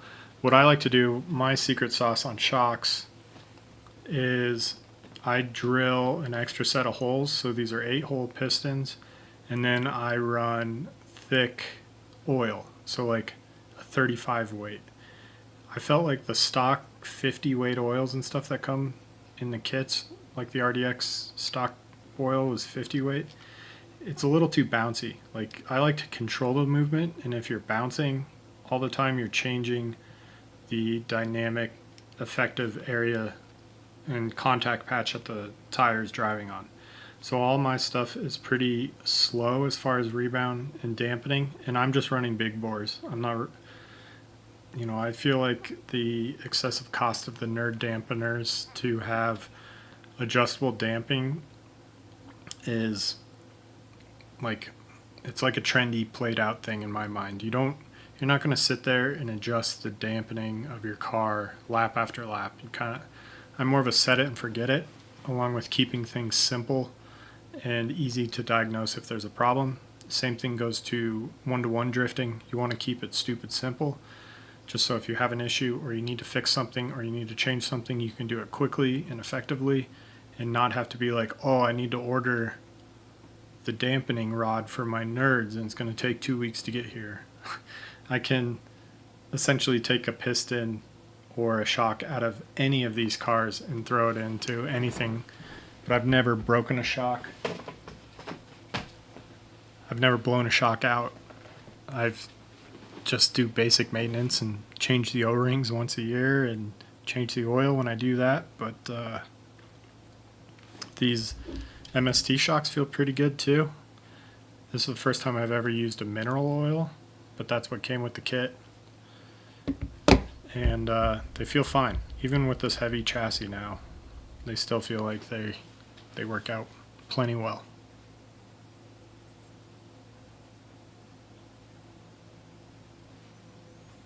Looks like a good Hobby Wing Boost turbo setup. Yeah, that works great. Go check out my shorts if you want to see some tandem footage, or I can pull some vids up. It's funny, like the videos I make where I feel like I'm doing my best driving get the least amount of views. But we'll see if you can see this. This is me driving with Dan multiple laps and just sitting right on his door. Dan and Raquel are a couple that are at our track. They run Thursday night drifts like tonight, and they're just so consistent and such good drivers that it makes it easy to drive with them. Just running consistent lead lines makes it really nice for good chase runs. So these were probably some of the best tandems that we had.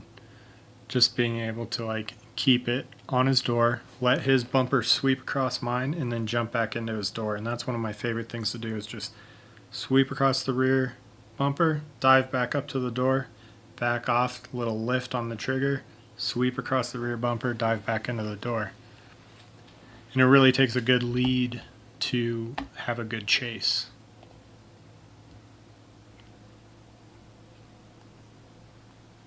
Whereas we could probably go back to some later videos.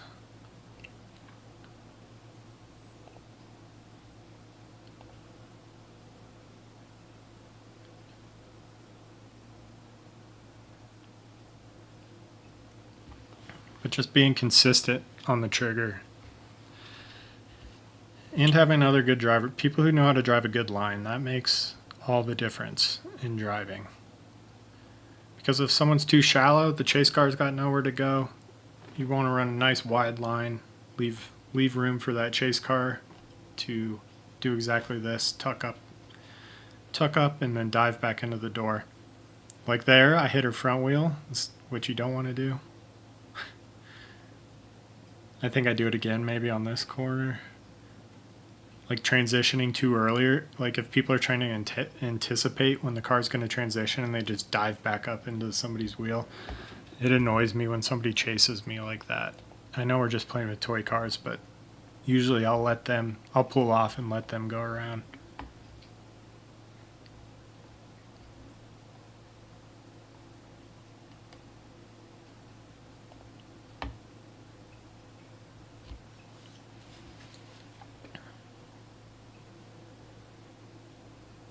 Really wish one day I can get to the Scale Science Matsuri.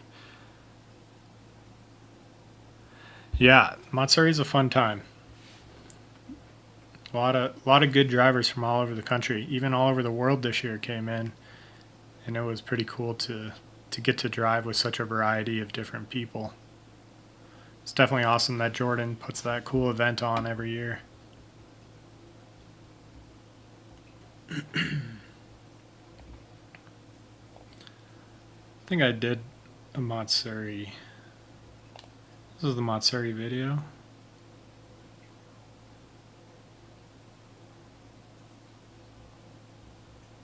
Oops.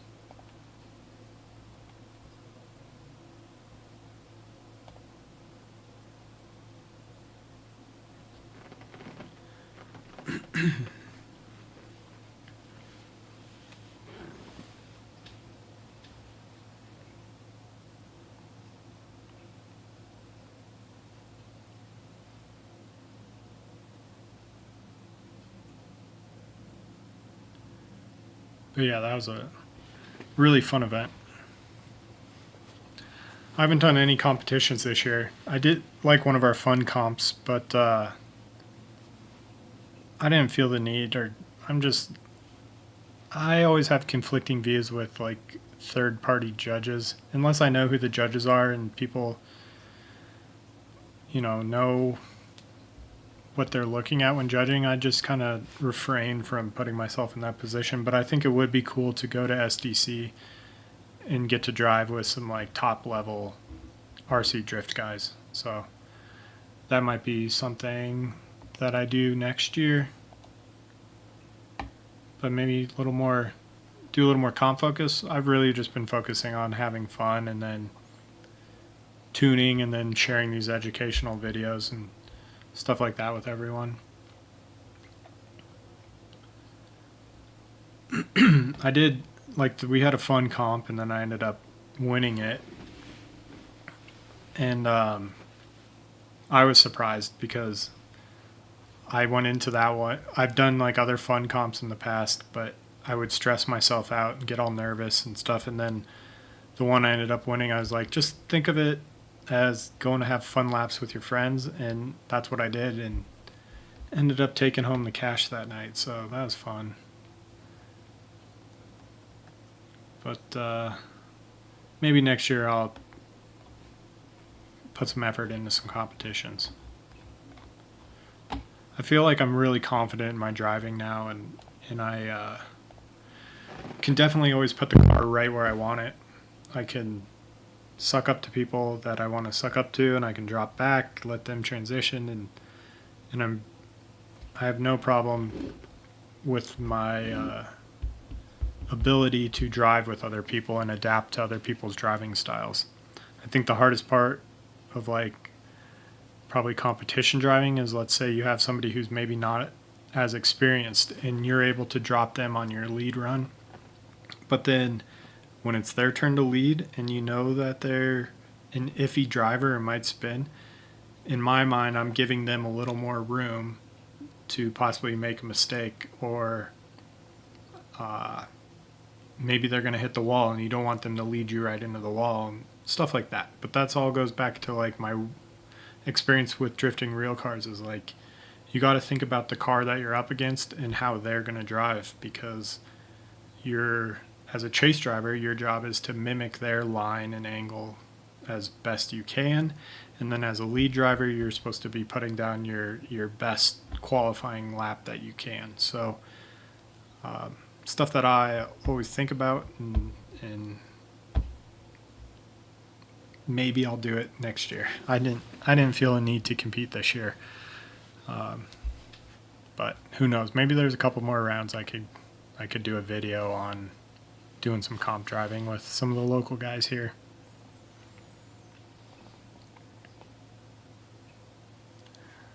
Mark, you're going to do a comp series? That'd be fun. No tandems. Like skill-based style drifting? Do like a Gymkhana grid or something? That could be cool. Where are you able to get the AGF RC servo to fit your style? So I actually looked it up online, because on one car it drove great, And then this is another one, the A50 BHL. I turned the sensitivity to low, and I turned the dampening factor up to 450, I believe.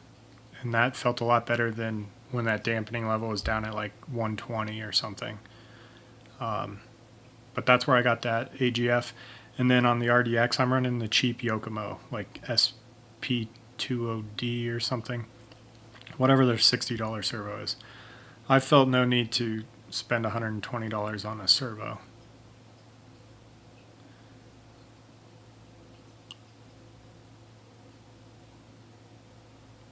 Just finally got into doing some tandem. Nice. That's when the fun starts. Get to start driving with other people, having fun.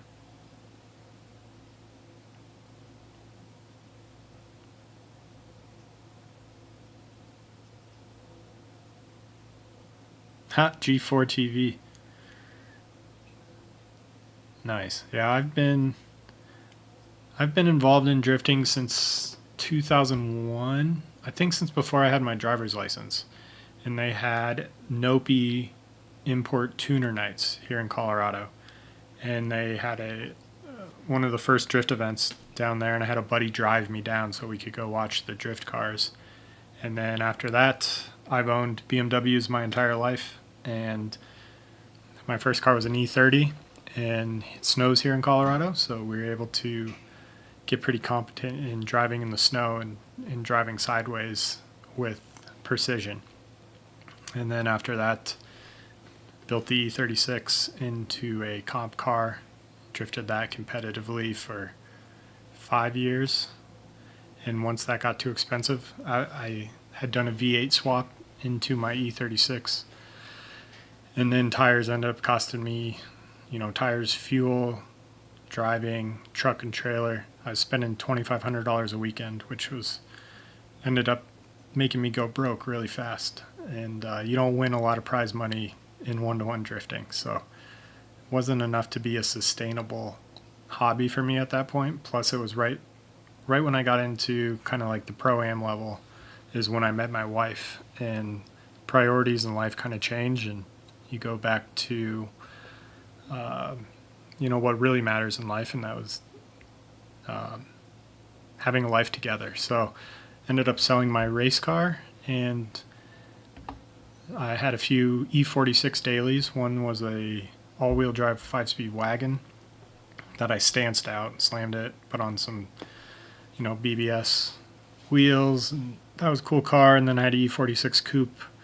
That was just a daily. It was slammed and wrapped, and cool little fun city ripper. And then in between then, I had a Tacoma for a little bit that I lifted, put some 35s on it. And I did not like driving a truck, especially daily. So I sold that, and then I just got, a couple years ago now, I got an F30 335. And that's been my favorite car I've ever owned. It's as fast as I ever need it to be, and it's luxurious too. It's comforting. So I haven't slammed it. I'm not putting coilovers on this one, but keeping it stock, and it's a full M Sport 335.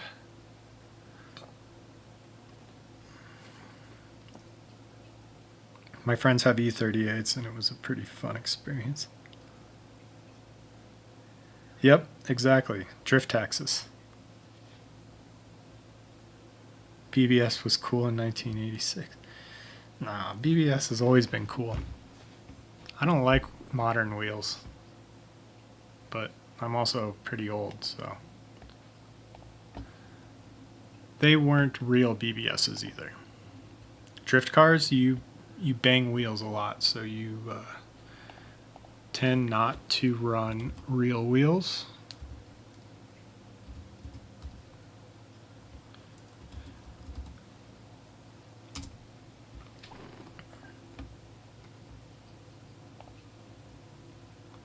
See, I'm trying to find a video real quick.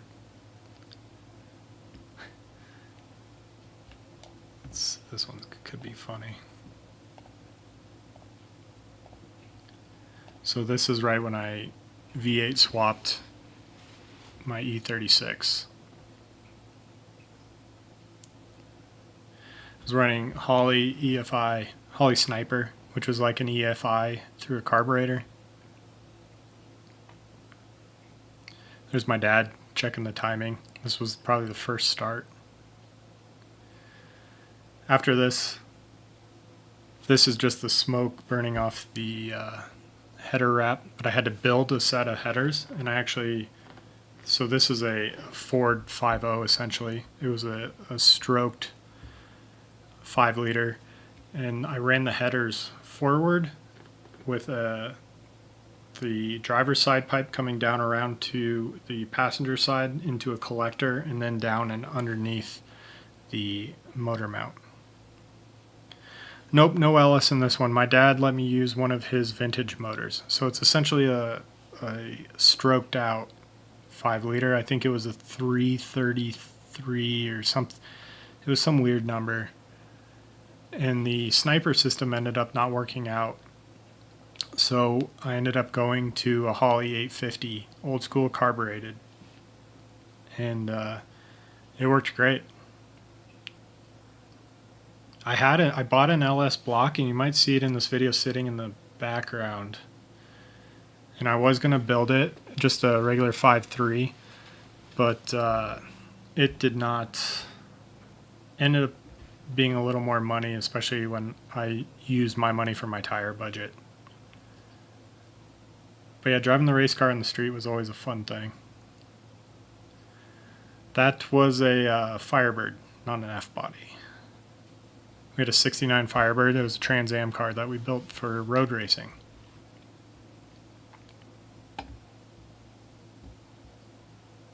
The Mullet and the Pit Vipers. The Mullet still is, but the I don't know where the Pit Vipers went.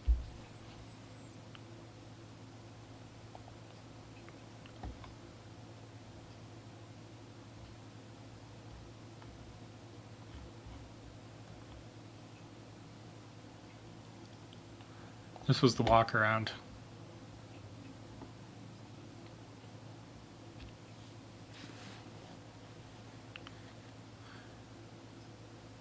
You can see it's got the nitrous right behind the driver's seat there.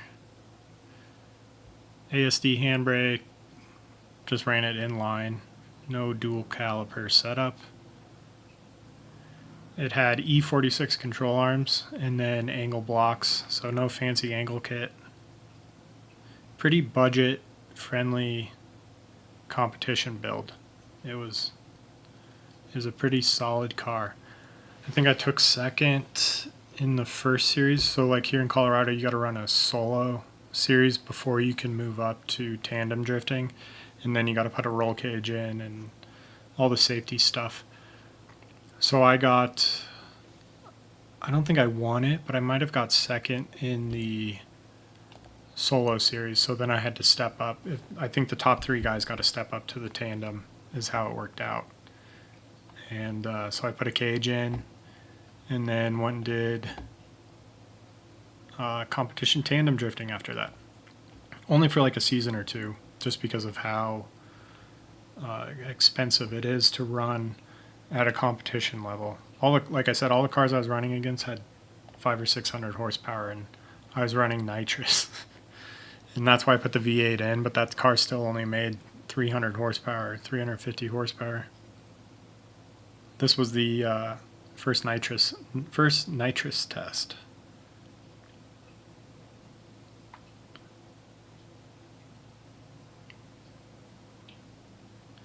So this one, my car was unwrapped.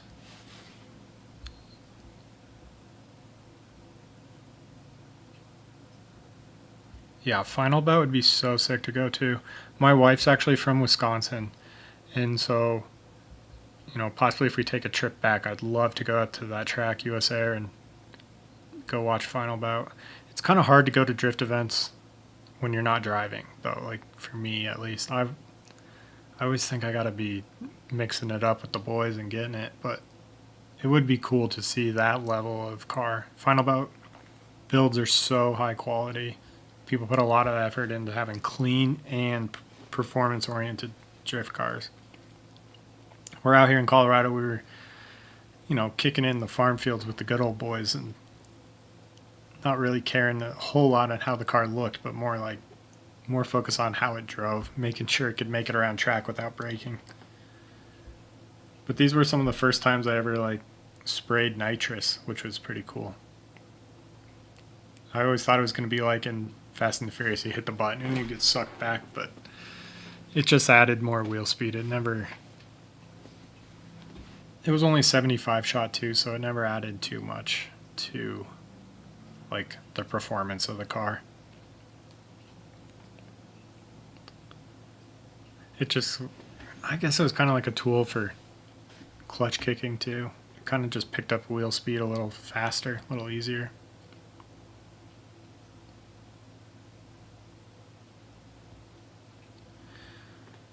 But those were definitely some rowdy times.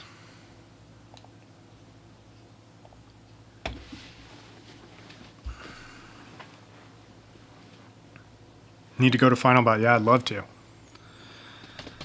One day.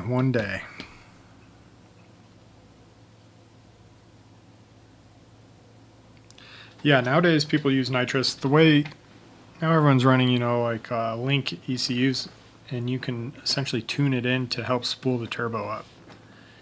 That's what it seems like all the big guys still follow like Adam LZ, and then of course I always keep up with Formula Drift, but don't agree once again with judging.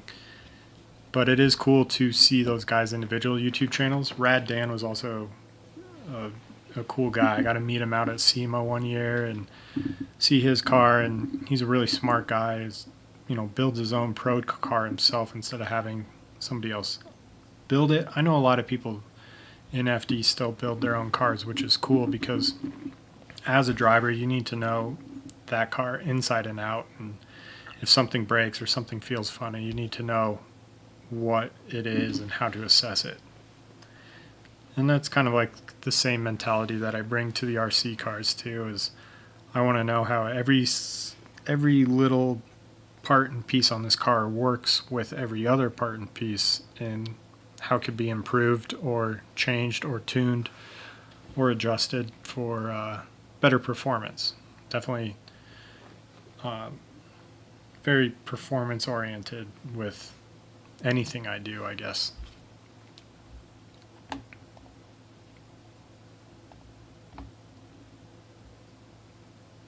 But we're coming up on 2 hours, and I really appreciate y'all being here. Do you guys have any other questions for me before kind of close this live stream out? I really appreciate everyone joining. There goes my light. It's probably letting me know. I'm trying to fix the wire with my foot. And we're in the dark.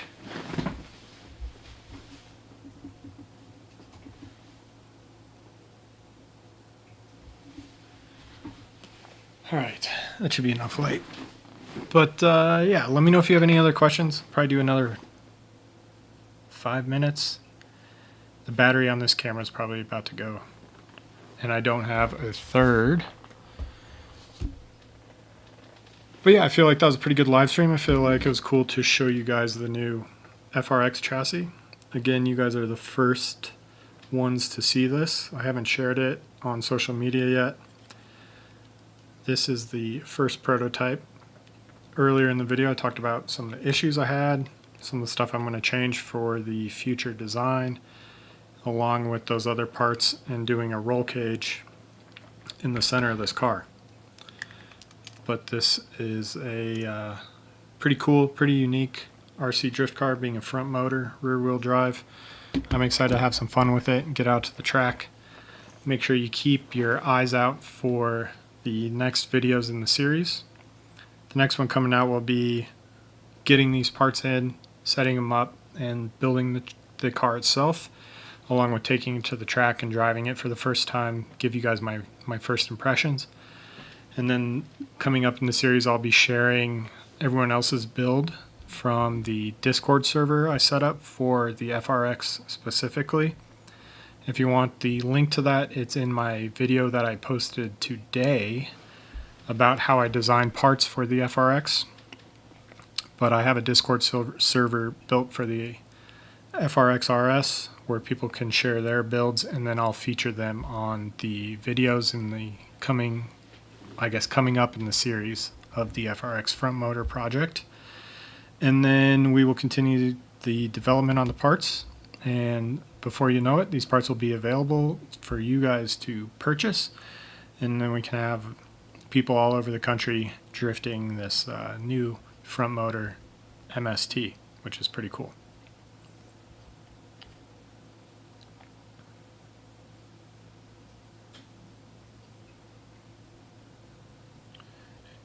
That's awesome. Vaughn's a rad dude. Yeah, I met him out at SEMA as well. And typically, for the most part, most drift guys are pretty cool. You know, they're all out there having as much fun as they can in their drift cars. So it's hard to... You'd have to be some kind of a-hole to be a dick in the pit. Crandon's a cool place too. I think I went and shot short course there 3 or 4 years ago. The Land Rush start. One of the guys I wrapped his buggy for, he raced UTVs, but I remember that Land Rush start, like being super wide open grass field into the short course. That was pretty cool.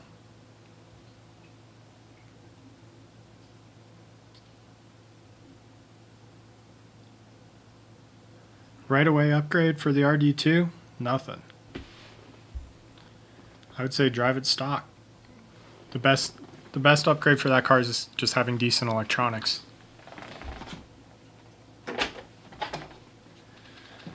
My RD2, never touched. Totally stock. Drove the shit out of it. See how many scratches are on it? Still drives perfectly. I think the only thing I did was an alignment, and I have an alignment video on my channel. And yeah, this car doesn't need anything. It should just be driven.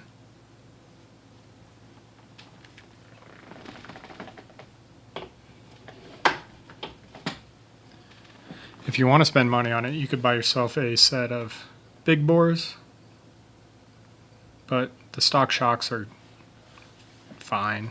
There's no real issue with it.